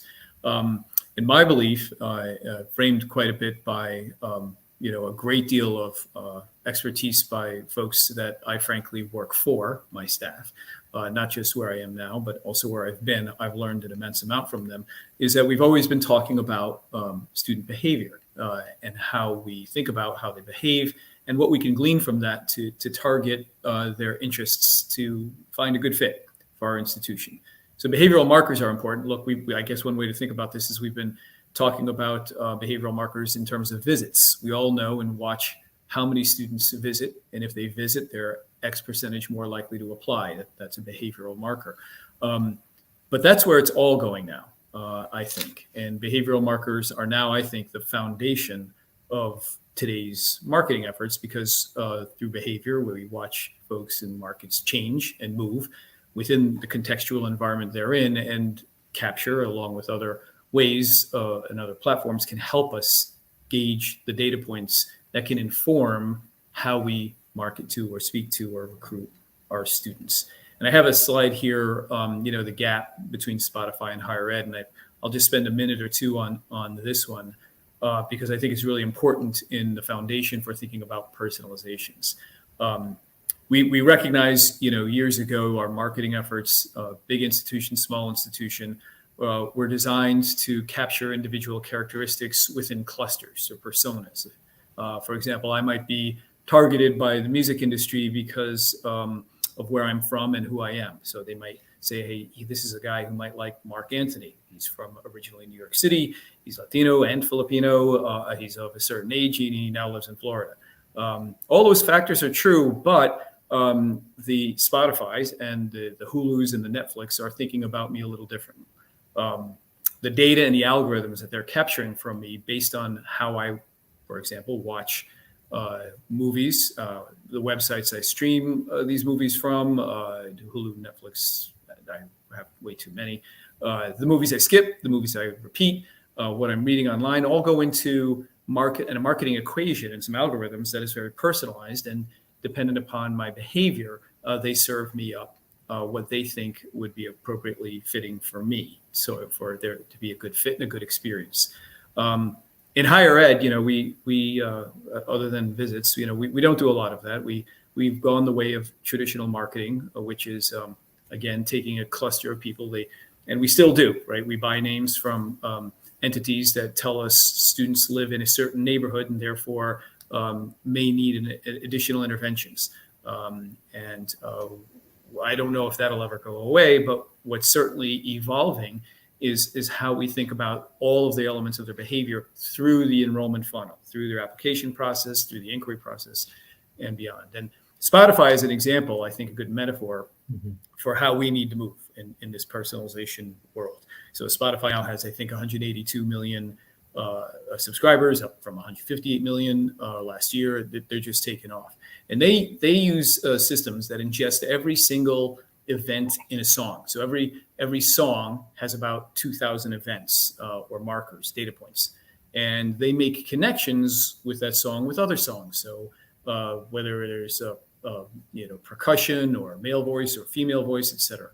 And that's a lot of data points. But at the same time, they also look at what's being written about that's a song or what I'm reading. And so they're looking at blogs and music reviews and turning that into quantifiable data and essentially building an algorithm to put the two together, all those data points from the music, the songs, and what's being written about for me to think about and to listen to. So they're essentially rejecting fixed markers of identity and just waiting to see what I'm going to play, repeat, or select. And then they serve something up to me next. So kind of like Discover Weekly, if any of you are on Spotify. How did they know I like that song?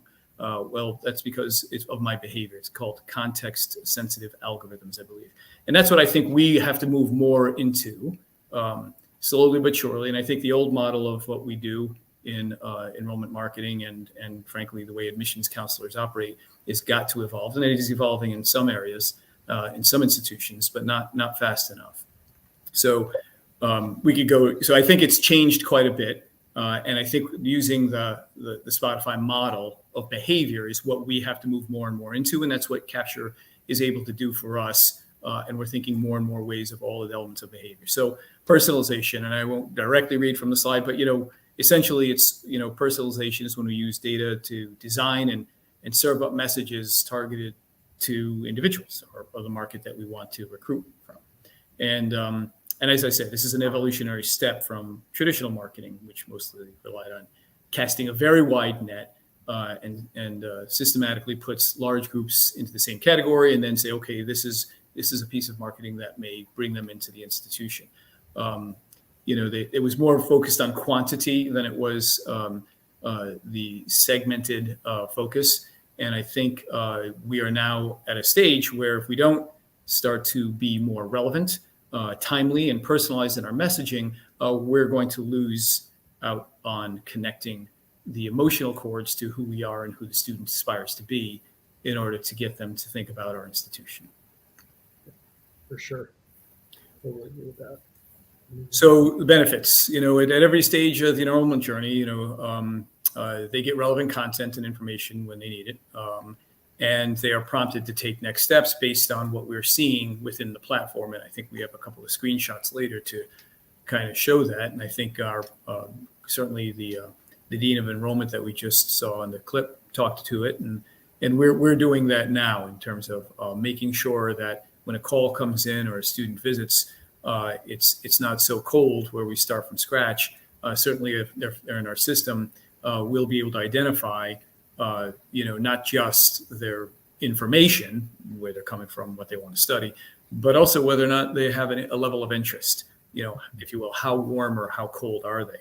If they've been on the website within the last 7 days, 15 times versus they've been pretty stealth and they haven't been on the web or emailing us at all, there's a level of connective conversation that our admissions counselors are now more armed with that makes for better conversations, far better actually, and they're seeing it on the ground. Yep, they are. So the system it helps the requisites for personalization. We want to know their needs and know who they are certainly, and what they've done and on what channel. Were they on mobile? Were they on their PC? And then to anticipate their future needs based on that data. So, for example, if they've taking care of their application and admissions processes all the way through. They've taken their placement exams. All the official paperwork is already done. Now we can start to think about, well, what might we be anticipating their next questions to be? Well, maybe it's related to the anxiousness that they may have for the academic rigor of the institution, or what courses they're going to take, or whether they will make friends, or like their roommate, or as the research tells us, they're more worried about whether their roommates will like them. They're far more worried about them than anything else. And so we can now know that, if the admissions Maslow's needs are taken care of through the system, we can check that off. And now we can have more substantive conversations about, hey, so what are you thinking about in terms of your roommate selection, and start talking about ways that our college will help them meet peers and what living on campus is like, given the information that we see in their capture or in our CRM. What are the challenges? So the challenges, we've all got a lot of challenges that we're facing in enrollment, and most certainly, we see changing demographics. There's quite a bit out there on that, and in Florida, or in California and Texas, they're not going to go through the shifts that some of the Midwestern and Northeastern states are already suffering through, and it's going to get a little worse in a couple of years, I understand. And so that's going to be an interesting journey. But I think not knowing just their demographics, but how they're behaving once they're in your system will be able to help you through some of those challenges. We certainly know there'll be financial challenges. There's a lot in the news these days about whether or not there will be a recession, and that news alone will cause families to ask a lot more questions about financial aid. We're in our system, we're certainly seeing a great deal of staff shortages. I don't know how related it is to the Great Resignation, but having unemployment in Florida right now, I think it's at 3%. I thought I heard in Nebraska it's 2%. Makes hiring a little challenging, and those gaps have to be filled. And then there's the dearth of data. There's the way although we have a lot more than we ever have, it just never seems to be enough opportunities to glean more data. And one of the challenges now is certainly how we'll deal with a cookieless world, and will there be less opportunities to glean data based on their web behavior? So those were all challenges that I think we're facing. I don't know if you've seen any additional ones, Joe, out there. I think there's, plenty that you could add to the list. Some of the things that Scott talked about earlier in today's first session, but even just sitting through Andy's, presentation and seeing just the voluminous amounts of technology that's out there through these various companies, and the challenge of sifting through and finding the right ones that are going to meet your needs and, fit what you're looking for. In and of itself can be a challenge, because lots of folks in our positions don't have the time to sit through every single demo. And so being able to identify those in companies that might help in a quick way is good to do. And I think that would be, some sort of a challenge as well. But I think these are the big ones that I would think that are keeping most people up at night. Yeah, for sure. So we've got different types of personalization, certainly that we're able to glean from our system. We use Engage. I'm very appreciative of the automation that the system provides, given the data points that we have on our students, the dynamic content, the triggered emails based on who they are, and as has been said with speakers prior, what they've been doing most recently. I'm recognizing that there is a dramatic difference in students being engaged because, if you will, we're timely. We're speaking to them about what they were interested in. They were on our financial aid page 4 times, and now we're serving up a scholarship email that tells them exactly what they need to do and how they need to apply for it. So it's been really, really helpful in terms of that automation. And the personal based behavioral data has been helping us with the personal outreach when, I'm a firm believer in human contact at small institutions. We're in a system where one of our sister institutions has 72,000 students. And we say that is not us. And we certainly believe that being connected and engaged is part of the academic enterprise and what your experience and your journey is going to be like. And we have to show that and demonstrate that. And the way that's really been helpful is understanding where they are and what they've been doing and how active they've been. And so that has really helped with personal outreach and with our counselors. Yeah, I would agree with that. There's all the technology in the world. You're still not going to replace that human interaction that needs to occur at some point during the student's journey. And that's, something that is extremely important and valuable. And I think that's something that, through our partnership, I feel like your team has been able to do that very, very well and has utilized that data very, very well. Yeah, well, one thing I would say also about that is, we were born out of the University of South Florida, big place. I think they have now 60,000 students, great place. And so we inherited all of the standard mass admissions efforts. And so it took some retooling and repositioning of our staff to think more in that personalized fashion. But what really helped, despite all the training that we did and the in-services and everything else, is Capture Higher Ed. When we rolled out this data, and an example right here is the dashboard. This is the global one, for how many visitors, but for a counselor to see their region and drill into a student or an area and see what their students have been doing on the fly. And given that you guys are now talking about how we have this in a mobile fashion as well for the counselors, is really exciting. But that really shifted their momentum in moving towards personalized conversations. And we were frankly struggling through it because we were also trained to do the mass, cast a wide net efforts. And with so many inquiries, it gets a little overwhelming.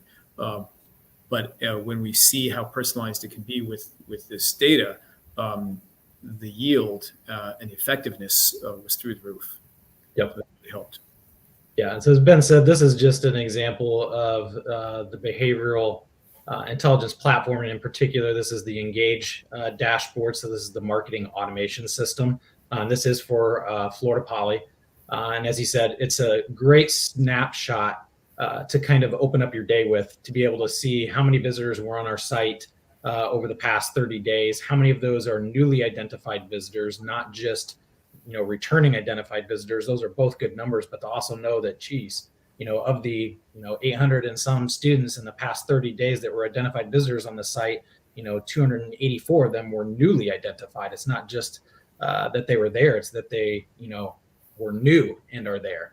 It also gives you a good snapshot on how well an institution is using the data that we provide them. So obviously the website oftentimes can be an overlooked tool for capturing organic leads without some assistance from a partner like Capture. And so we're able to pass over leads that we know should be inquiries based on the behavior on the website. And so this dashboard does a really good job of aggregating that data and putting that data in front of an enrollment manager like Ben and other leaders on his team that need to direct the work of staff to make sure that that personalized outreach happens on a regular basis. And so, this is just kind of that starting point. And we'll, over the next couple of slides, go a little bit deeper. Two things I'd say about this slide also, though, is one is what you were just saying, Joey, that automated nudge. Again, all of our counselors and my director of admissions, they have this, they open it every morning. It's invaluable. It's daily training, and it tells them and it guides them and for them to interpret where they need to spend their time. So there's that. And the one thing I also like about this dashboard, my 3 red down arrows and my 1 green arrow, in terms of I like being, how are we doing compared to the rest of the population out there, your other partners, and it's very helpful. It's good to see, how are we doing on average with others. So this here, and I'll allow Ben to talk about it some too, but this is an example of dynamic content. And so this is what we would call a toaster. And so every partner that partners with us, they get this type of content within their services with us. And so a toaster is, most of us have probably been to sites that have a chat bot in the bottom right where there's always a box that pops up letting you know that there's somebody there to assist you. Toaster operates in a very similar way. Other than that, there are certain criteria that you need to meet. So this content doesn't just serve to any person that comes to the site necessarily. We can set it to serve to anonymous people, but oftentimes this content is serving to students in a specific status, and based on the pages that they've visited, content will pop up or like a toaster come up from the bottom of the screen or down from the top of the screen. In this particular case, this was one that we used to help drive individuals to inquire or request more information on Florida Poly after some other content would serve prior, or they would be going to other pages that the other content wasn't triggered off of to ask for that request for information. This particular content piece would serve, and you can see lots of eyeballs on it, 70,000 plus impressions, almost 2,000 clicks. So it was a very, very high performing piece for Florida Poly, and that was run for pretty much almost a year. Yeah, and what we're hopeful to do as we move forward, again, more segmentation is identify those who have not visited but are interested based on their behavior and serve them up a visit toaster. Target those who potentially have played sports in high school and may be interested in one of our university teams. So we look to craft this a little bit more in terms of their behavior, so it's more segmented. Yep. Another example that we have is a triggered email. So this differs from your standard, email marketing where somebody acquires your name, you put them on a list, and you send a series of emails to them. This is different than that. This is somebody comes to your website. They've either viewed content previously, maybe they submitted a form on your website, or in this case, they came to the website and they were recently admitted. And so this, rather than showing up on the website, the moment they leave, this email gets sent to their inbox and they're nudged to take those next steps. And they're also congratulated for their recent acceptance. And again, this is a piece that served fairly well for Florida Poly. It's not a piece that was meant to have necessarily high volume, but 134 recipients and 110 openers, and 49 folks not only did they open the email, but they went through and clicked on links in the email for a 36% click-through rate. So very, very good piece here as well. Again, pushing those folks to take the final steps in the enrollment process. And that's the other thing with this content is it can be set up at the various stages in the funnel. It's not just meant to drive inquiries. It's to drive the behaviors of students throughout the entire funnel, pushing them further and further towards that point of actual enrollment. Anything else you want to add there, Ben? No, that was spot on. And then an example of a DVR. For the sake of an anonymity, we covered up the names of the students, but this is actual real data from the dashboard. So these are students that were recently on Florida Poly's site. You can see in the first column where there is viewable data, it tells you what status they are, what's their enroll year. That they're potentially looking at enrolling at Florida Poly. What pool did they come in? So CRM, for us, we don't do search for Florida Poly. When was the last time they visited the site? And then Ben has talked about these other measures that you're going to see in the CES and CAI.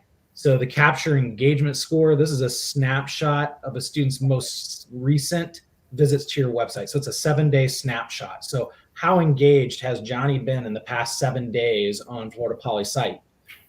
That number can go from 0, meaning very little engagement, to 100, which is a lot of engagement. There's also the CAI, that capture affinity index. So a lot of these students over time have been visiting the website. And so we want to take a measure of that as well. So what's their affinity to your institution? How engaged have they been since they've started their college search, and in particular looking at Florida Poly? And that's what the CAI score gauges, and that's a lifetime score. And so that, again, 0 to 100, the CES can fluctuate pretty regularly. The CAI typically is really only going up, which is really, really nice. And those are measures that can be used for 2 very different reasons. and it's good measures for staff to use to help prioritize who they're going to reach out to and in what order. And then you also have the number of visits these individuals have made to the site. And so again, you can also see 139 visits for a student here, for example. So that's quite a few visits to Florida Poly's site. And so, yeah, so if I'm a counselor, and our counselors, the benefit of, again, this program is there's so much information here. They have the autonomy to lean into what they feel is best based on their strengths. And I think we found that they like that. They're not just being told. We try not to be prescriptive.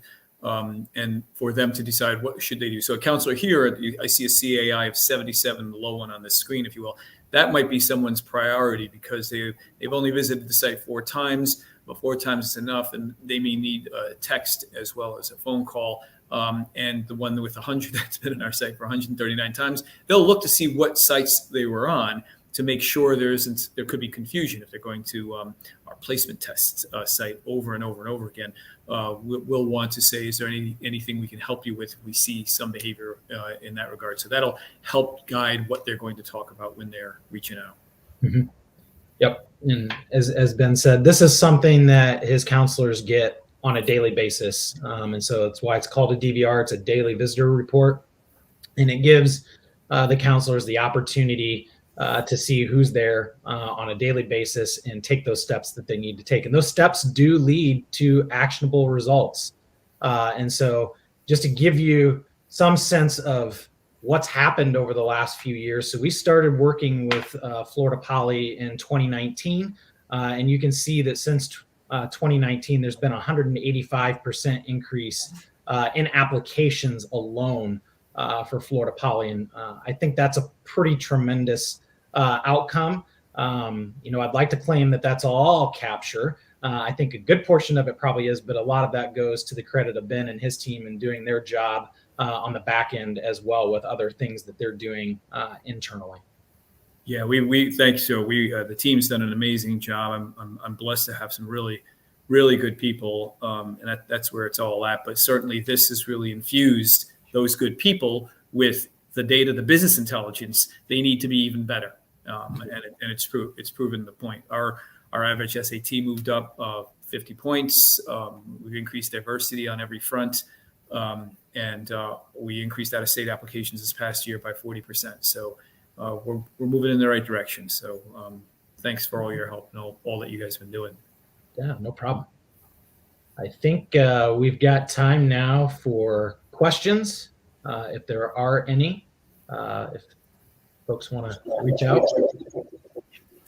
Gentlemen, thank you so much. Ben, Joe, personalization, right? It's the most important thing that we can do. Such great information there. I want to make sure that we remind everyone who is streaming right now that if you have any questions for Ben and Joe, make sure you just drop that in your live chat or in your comment section, and we'll pass that forward. Personalization is such a big topic, right? About a very small thing. Ben, when you and your team started having this conversation, how did you even know where to start? Well, I think curiosity, honestly, and it's something I try to instill, and everyone is, right? We're all in higher ed to help our students. I think I have one staff member who jokes, no, it's for the money.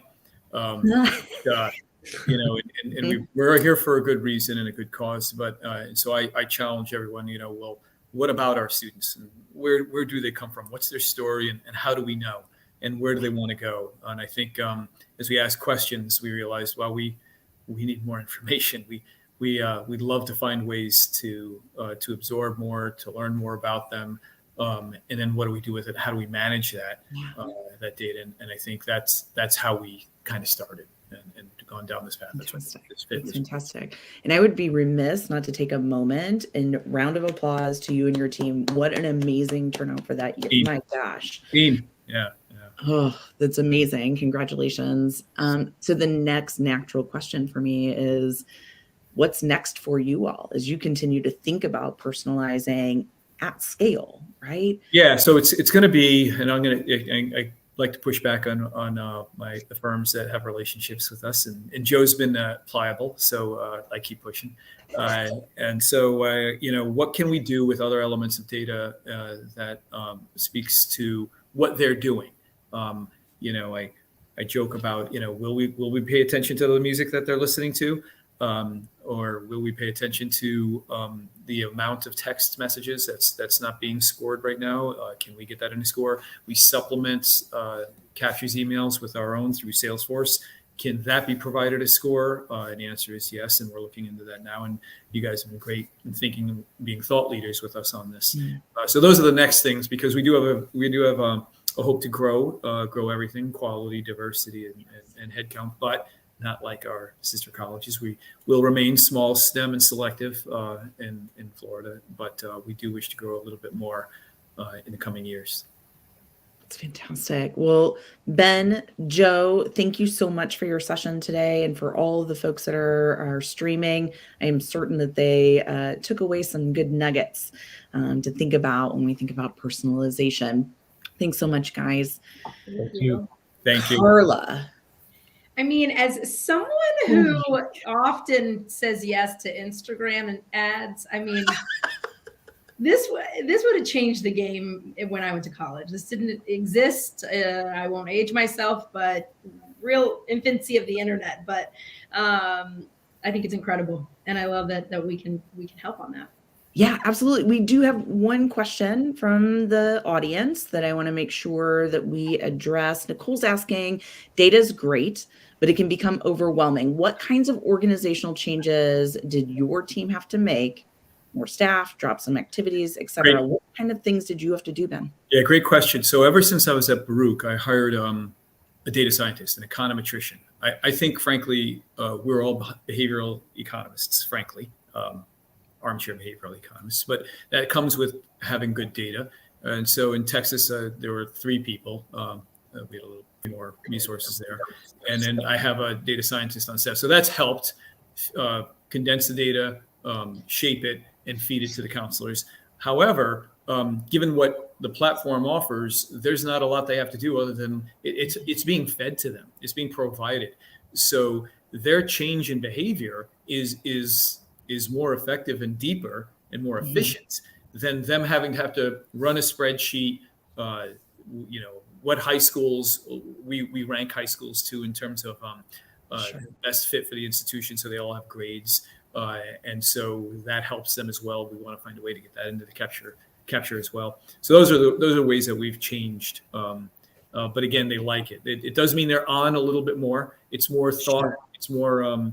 It's more brain work, if you will. It's less busy activity, but they like that. That's what they're excited about.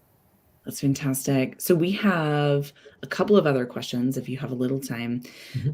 Shiro's asking, how are you maneuvering around the increase in privacy and tracking? So days? Yeah, iPhone, right? 87% of these teens in America have iPhones, and 80% of them clicked that button when iPhone served it up, that dialog box that said, do you want to stop this tracking? 80% of them said, yes, stop that. Apparently Google's going to do the same thing for Android in a year or two. So a quick answer is, I don't know. But the plan is to do more content marketing to build more sincere relationships about them and us. So as I mentioned, we're all STEM. Our admissions counselors need to be less transactional about the application and more conversational about calculus and how it can change the world.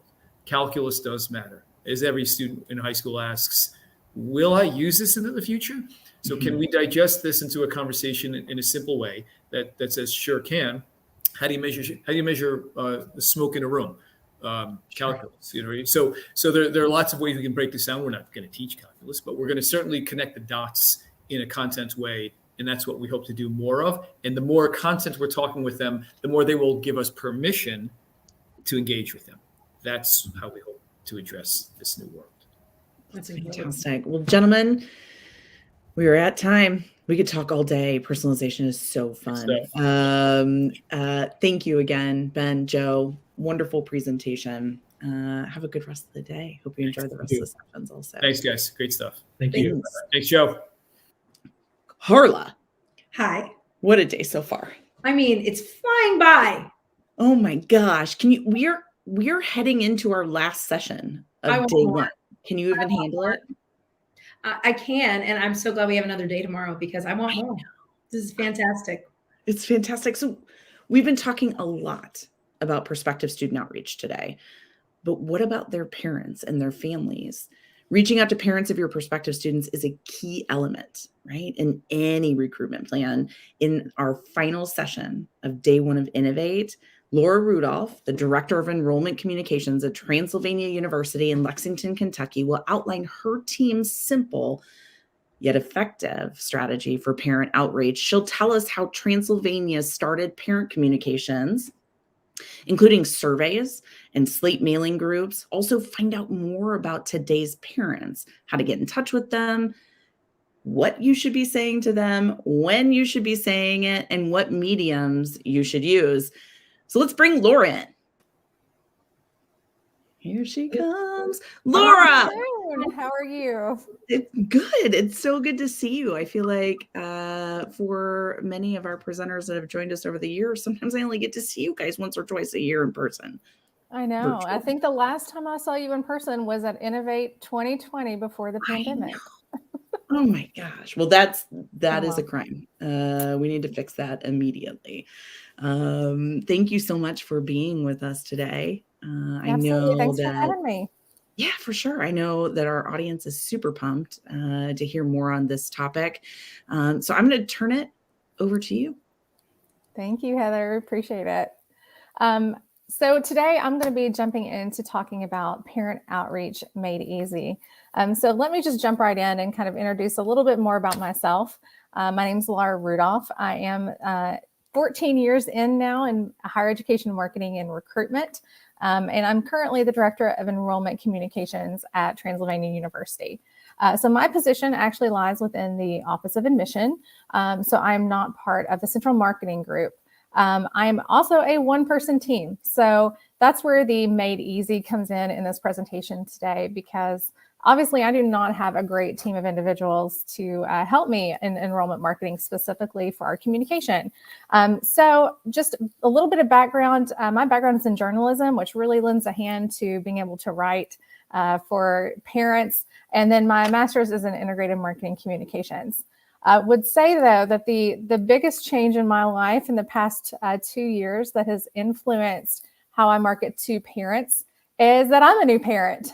This is a new change in my life. This is my 16-month-old daughter here in the picture.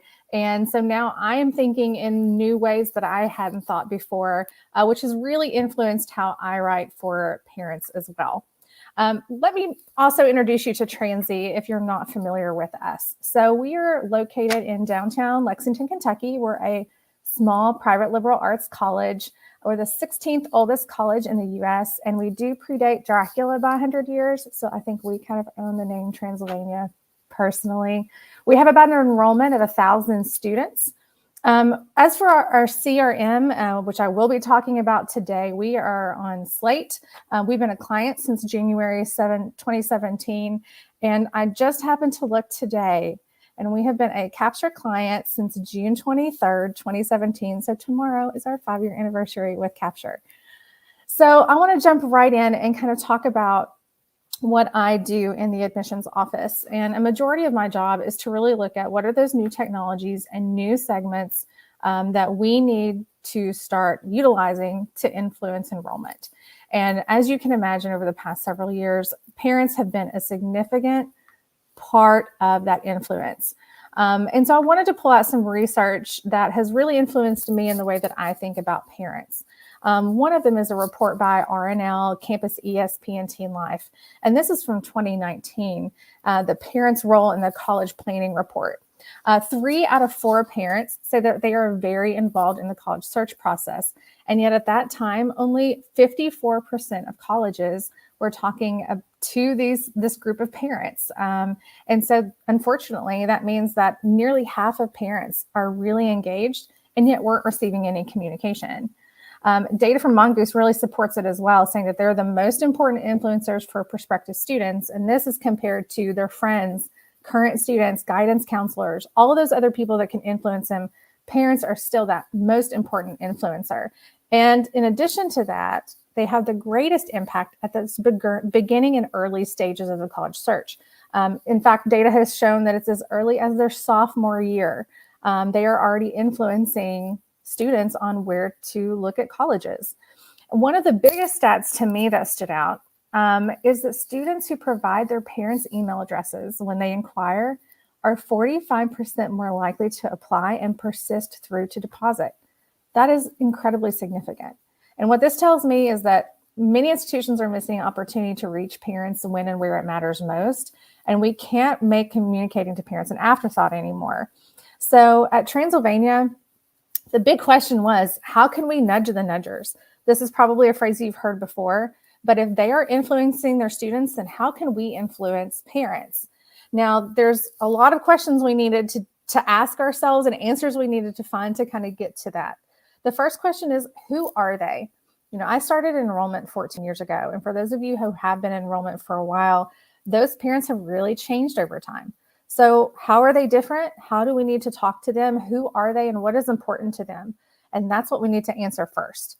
The second thing is, how do we grab their information? This is often one of the more difficult steps of the whole process, is if students aren't willing to give it to us, how can we, connect with the parent, especially if they influence them so early? We can't wait until the application stage. We need to get to them as soon as possible. What information do they want? Obviously, they may differ in what is important to them than their prospective student, as we would imagine, but we really need to know, because if we don't, then we don't know what kind of messages to capture for them. How frequently and what mediums do they want this delivered?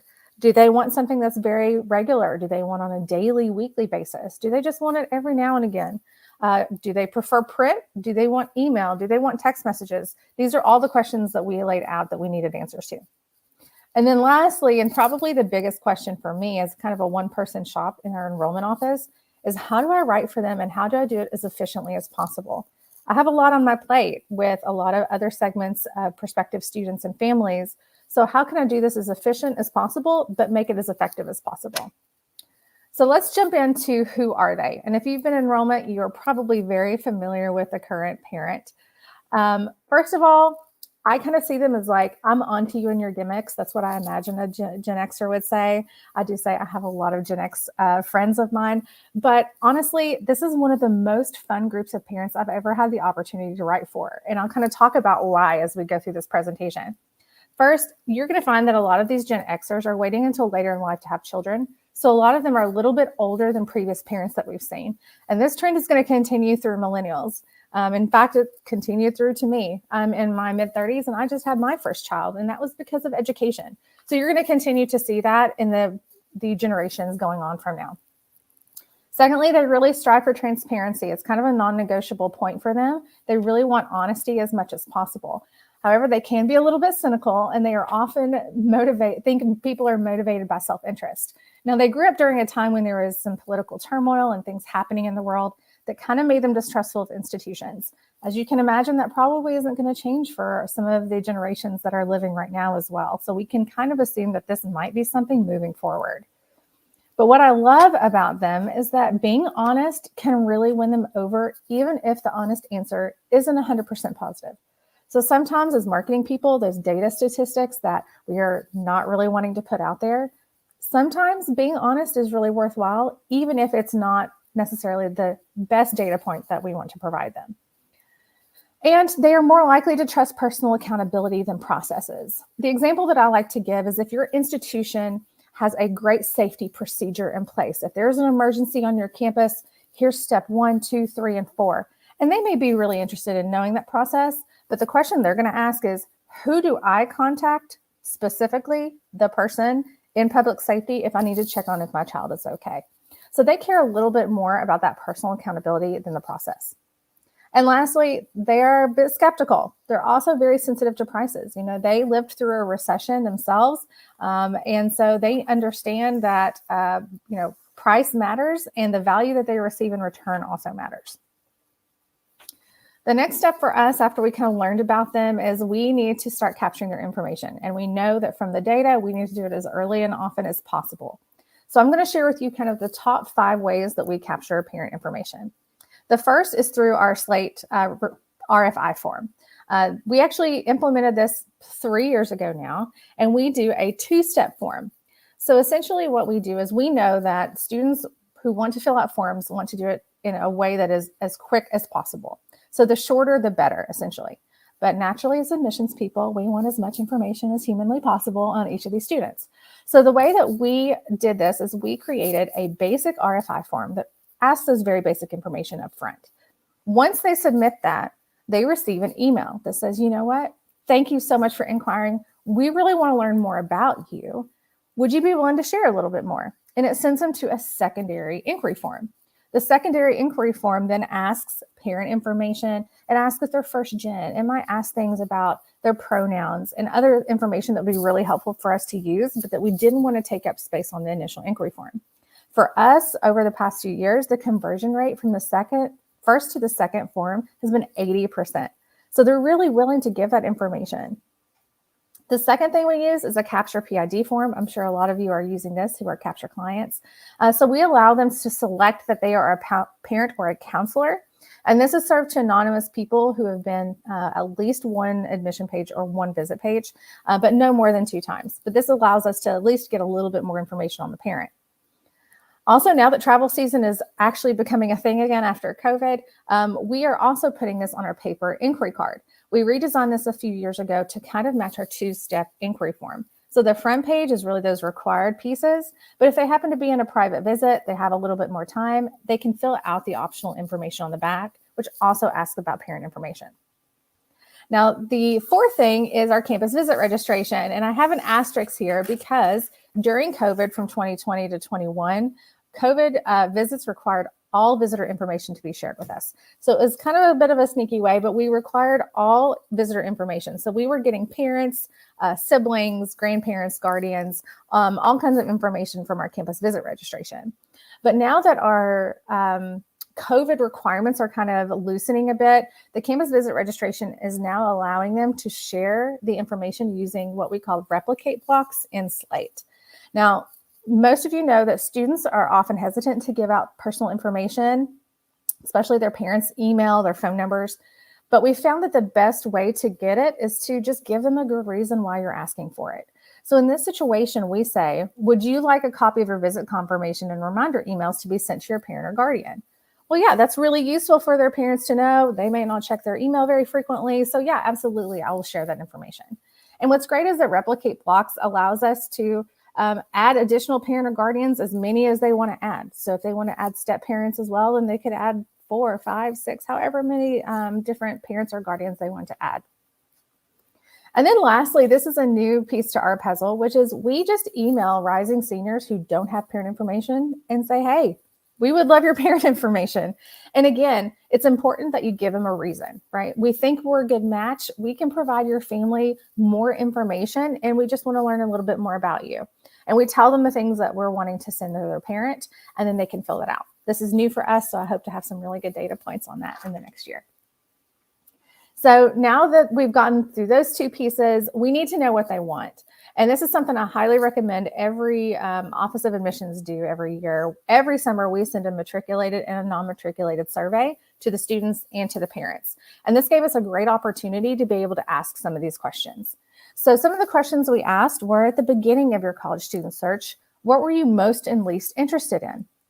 Now you'll see what's really interesting is that there was hardly any difference between our matriculated and non-matriculated parents. So it really does seem to maybe be a generational thing. And it is almost in exact order from 1 to 8, what is most important to them. We also asked, what kind of information do you want to receive? Because that might be different in what interests them. So you'll see that one of the biggest differences in the 2 was actually major interest of our student. It was more important to non-matriculated parents.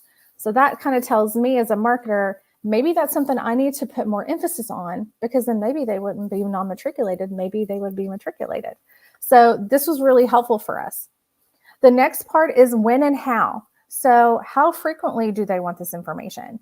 once a week, once every 2 weeks. You'll see that it really varied between the two. And so we had to try to marry these preferences over our communication flow, maybe start off with a couple a week and then kind of space it out from that point forward.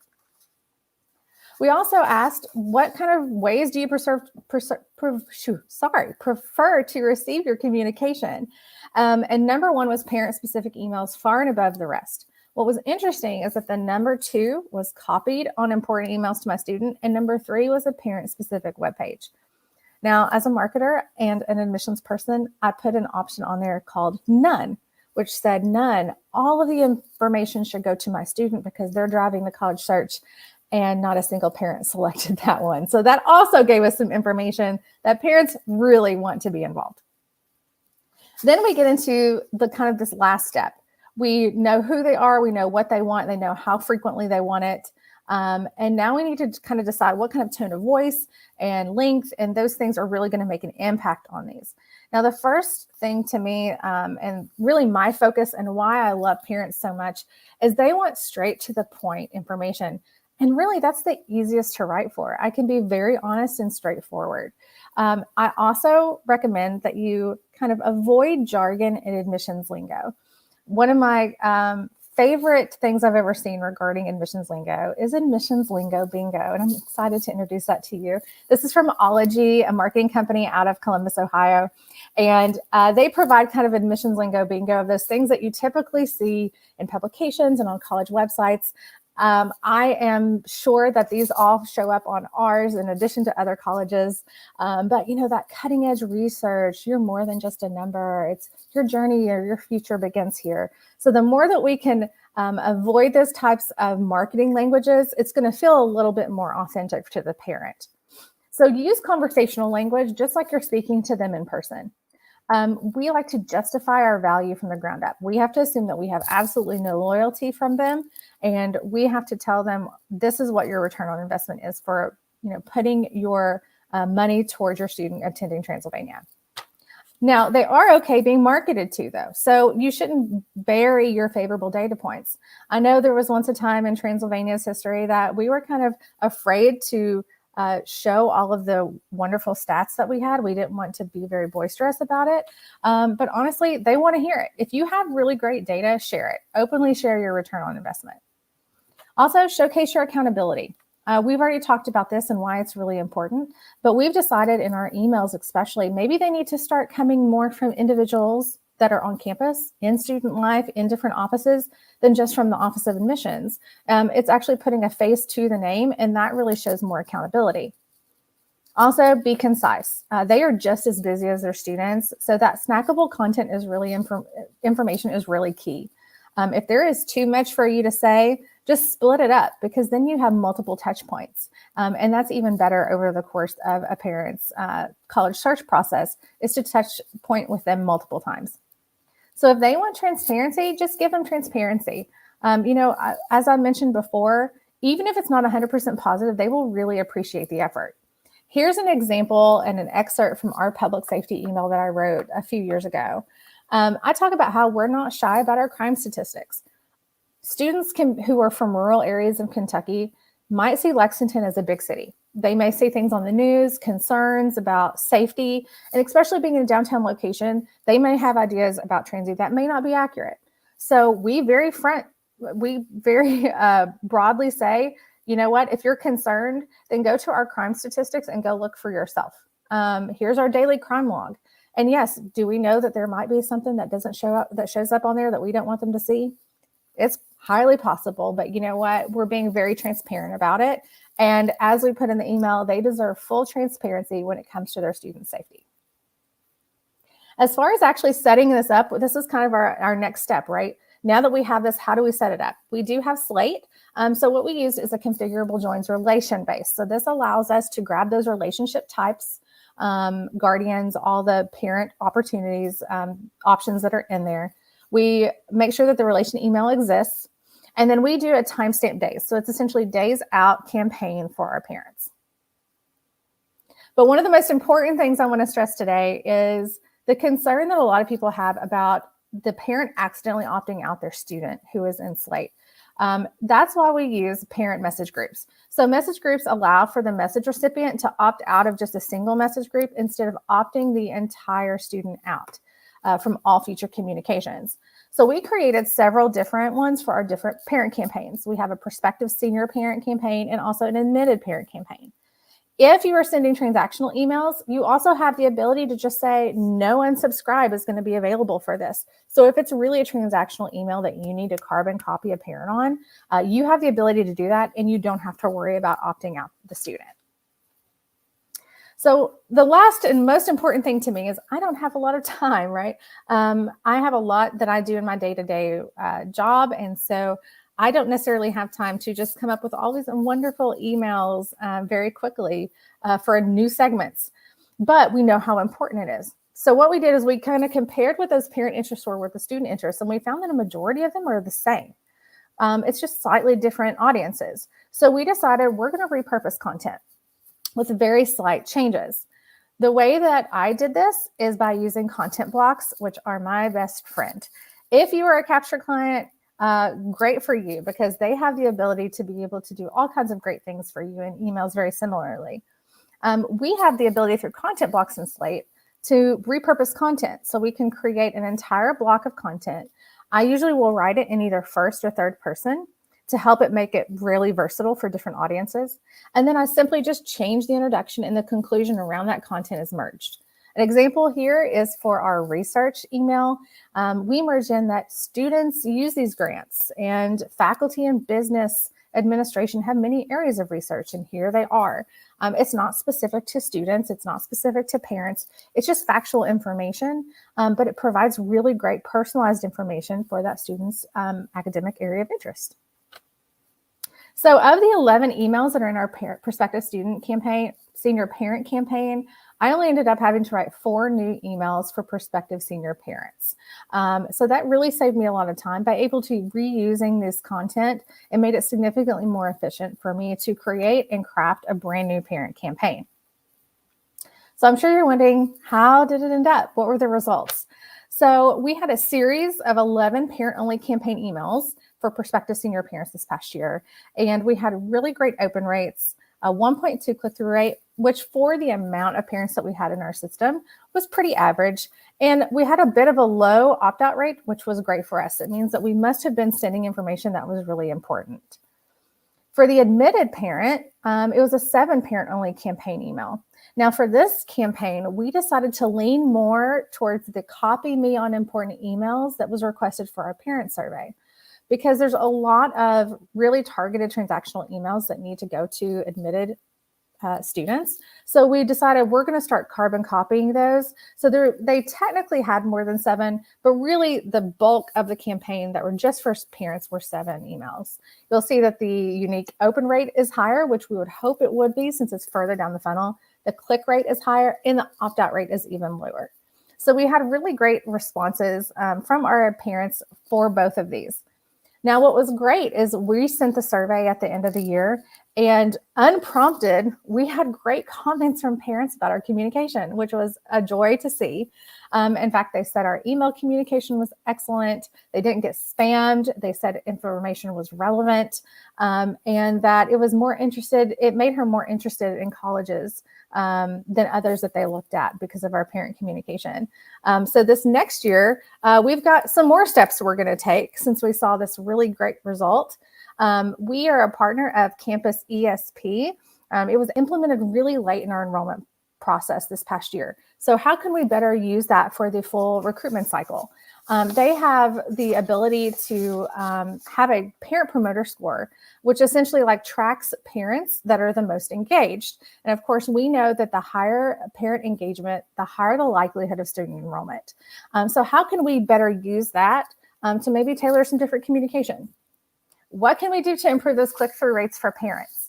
As actually Ben mentioned earlier with iPhones, right? We know that potentially some of those are inflated. So we really need to make sure our click-through rates are doing really well. Maybe that means we need to assess our parent webpage. Maybe we need some A/B testing. There's a lot of things that we can do, maybe even just moving a button around on a page to see what we can do to improve those click-through rates. Now, one medium that you did not see on our survey was texting. We really wanted to just get our feet wet first before we kind of launched into other areas. But we know that this is an interesting area for parents. So we're going to explore texting this next year. And also we're going to explore opportunities for in-person parent sessions. We know that they want parent-specific information, but that's not limited to digital. So we want to see how can we start rolling that into maybe visits and different events that we have on campus. And then lastly, of course, now that we have done this for a year, we really want to survey these past parents and get more user feedback on what they thought about their parent communication over the course of the admission cycle. So that is kind of what we have started to do to get our feet wet into parent communication. It seems to be really working well for us. And I'm very excited to see if there's any questions.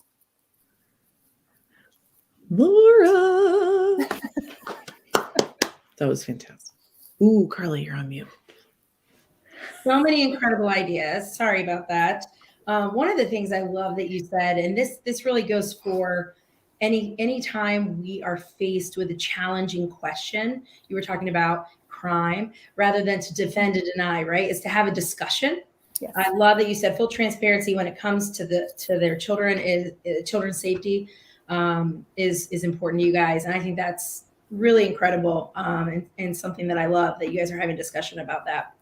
But I would be a little remiss. This reaching out to parents also reminded me. My favorite podcast is This American Life, and episode 504 is How I Got into College, and a lot of one of the episodes was, or part of the episodes rather, was about parents actually being the ones to submit applications to you guys. Now, this was back in 2013. Maybe that's changed a little bit, but it did give me a little giggle. She says no. It has not changed. No.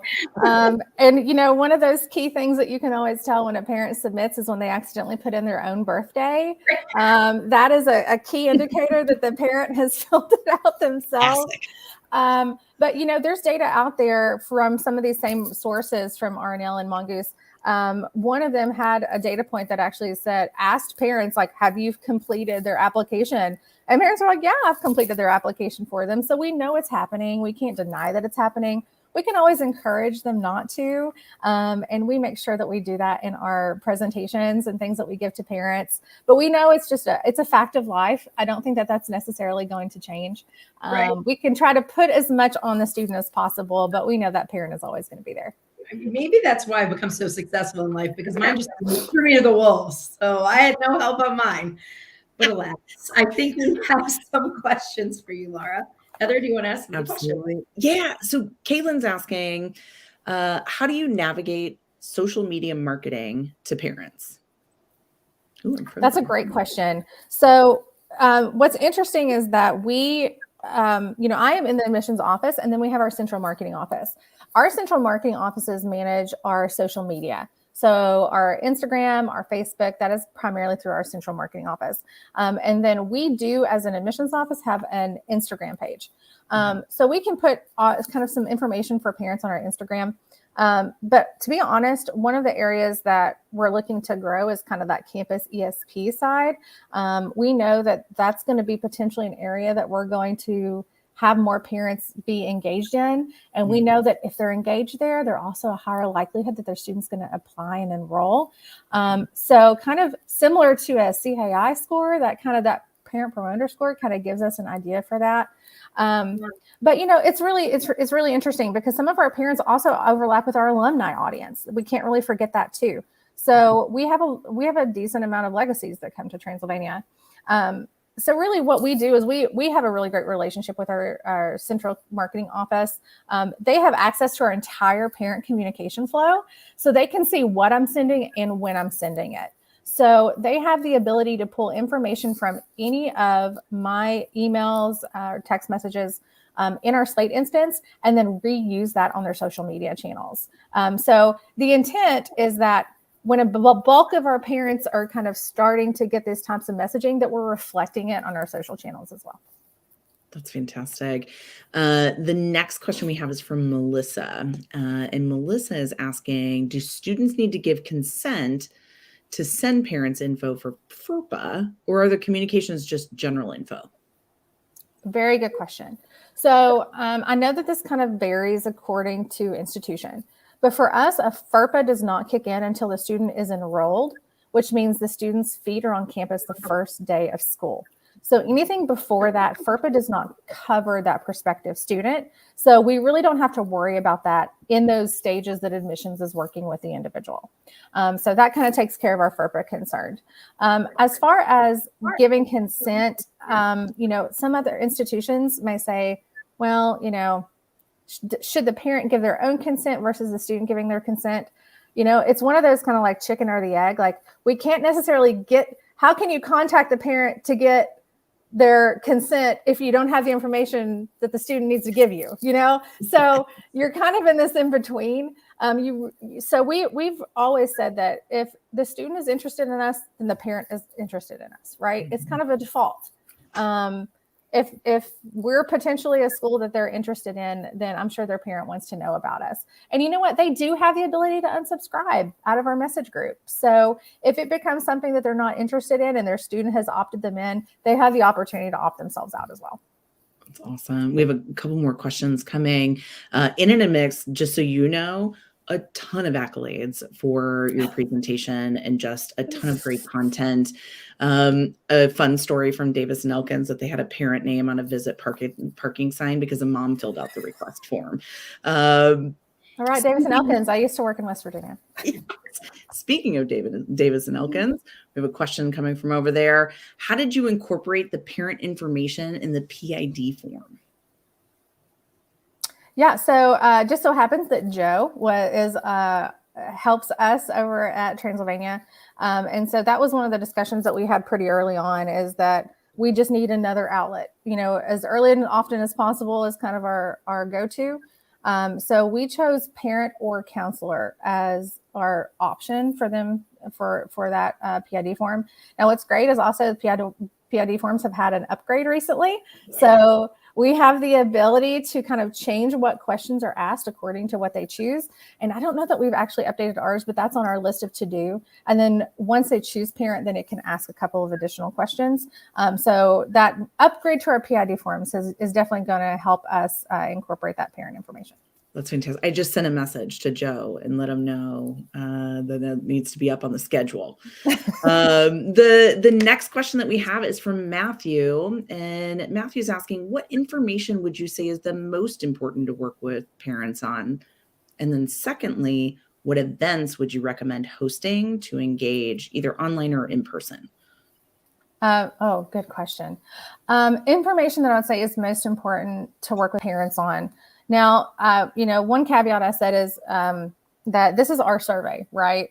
I highly recommend every institution do their own survey because our prospective students are about 79% Kentucky, right? We are a very heavy regional institution. So the things that might be most important to our segment of parents may be different for a different area, geographically in the country, right? We have a very diverse state when it comes to socioeconomics, for example. I am calling in today from southeastern Kentucky, where we certainly have some of the lower income areas of Kentucky. And then we have big cities, we have Louisville and Lexington and the Covington, Cincinnati area, right? Where maybe that financial aid discussion might not be as important, but it might be academic area of interest, right? But I will say that the things that we have seen that have been most important are kind of the three things that I say students are always asking about, which is, do you have my major? How much is it going to cost? And am I going to get a job? And those tend to be reflected in what we see in parents wanting most often as well. That's fantastic. As you think about events, right? Mm-hmm. What would you recommend hosting to engage parents and family members? Either online, in person, a blend? Mm-hmm. I hesitate to honestly, it would be a guess as for online, because I think that these past 2 years have created a lot of virtual fatigue, and not just for students, for parents as well. I have the opportunity to work with several of my colleagues who are also parents, and they're tired of online learning because their students were doing online learning, right?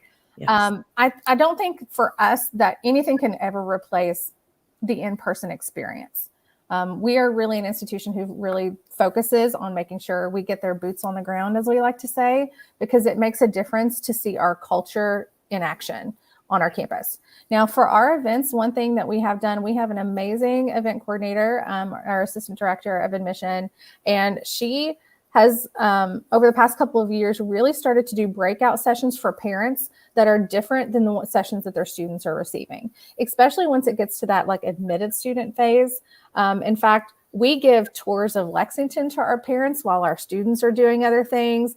I do a financial aid session with parents that I know that their students are not going to be interested in hearing about, right? So we are really tailoring that parent experience.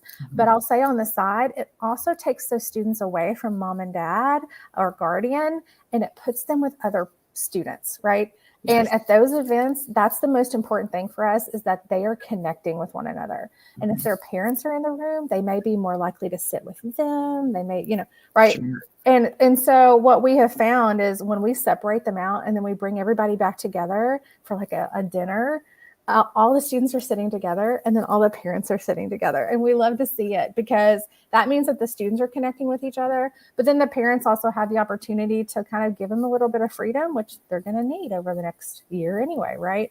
Yes. Letting them be a little bit more independent. So it's really kind of helped us twofold, that we're giving really parent specific information, but it also gives those students the ability to connect with one another. For sure. So not only do we have folks who are seated on campuses, attending and listening and participating in your session, we also have folks from within Capture. So I've got 2 questions from some Capture folks as well. The first of which is Chris, and he's curious as to how much parent communication are you using to help with summer melt? A lot. There you go, Chris. So, straightforward answer, a lot. So what we have been doing, we have a really interesting position at Transylvania.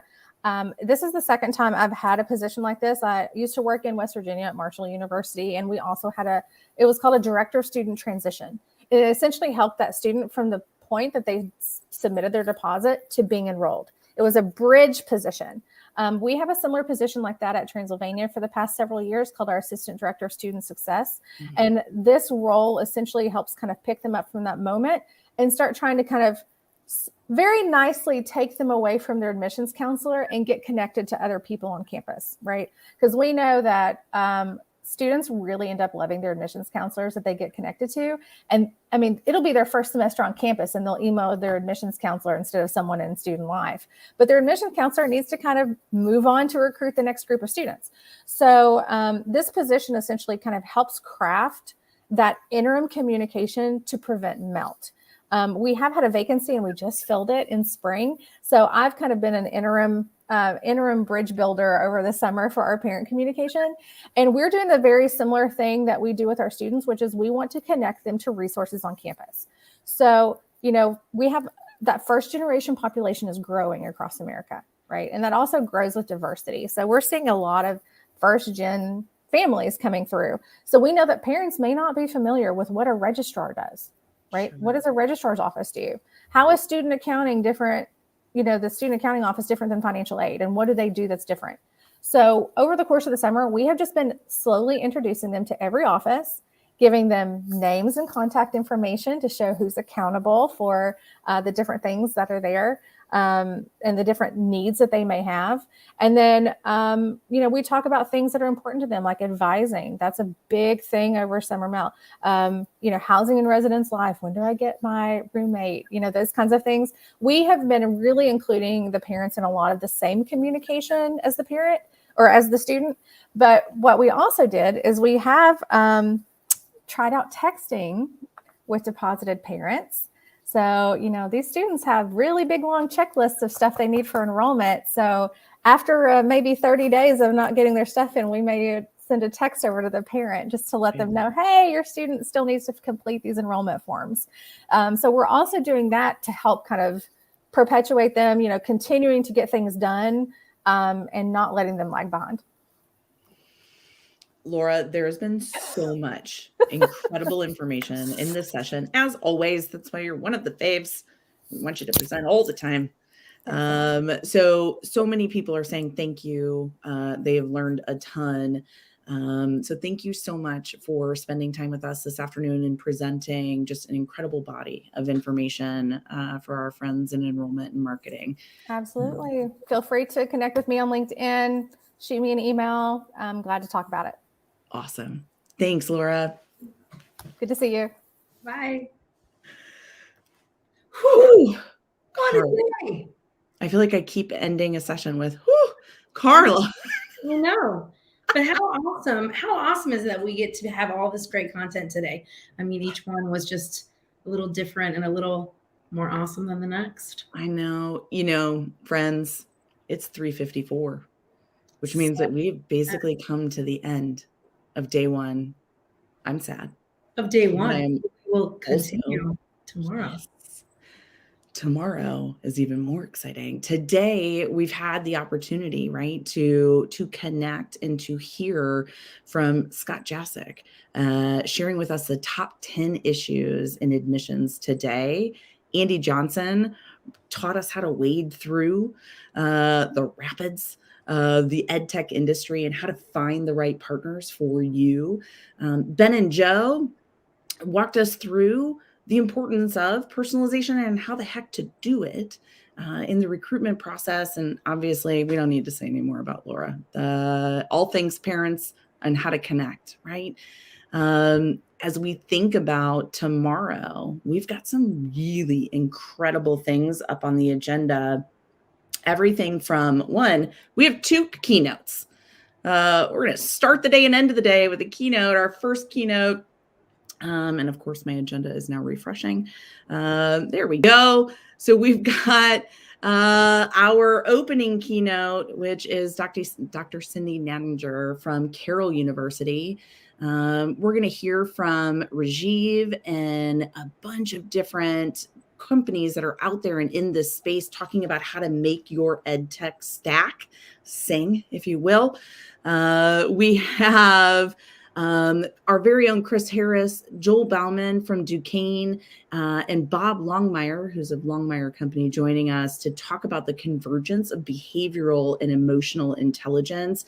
And then we're going to close out Innovate with a conversation and presentation from Jeff Salingo, really focused on this interview, right, with Len and Jeff about Jeff's book, Who Gets In and Why. So we have a ton of stuff, Carla, set up for tomorrow. I don't know that I'm going to be able to sleep. No, not at all. Not even close. Super excited. Yeah. So while we were in session, I was asking our marketing team, good old Sierra, thank you for what you do, Sierra, about our Peloton giveaway, right? And how many registrations that we've gotten so far for the big drawing that will happen at the end of day tomorrow. Can you even guess how many? I mean, I don't know, thousands? No. I mean, over 100. We've had a lot. My point is that the chances are good. They're in your favor. So Yes. Don't forget to enter. If you haven't done it already, here's how you enter for the Peloton drawing. First, scan the QR code that's going to go up on your screen here. There it is.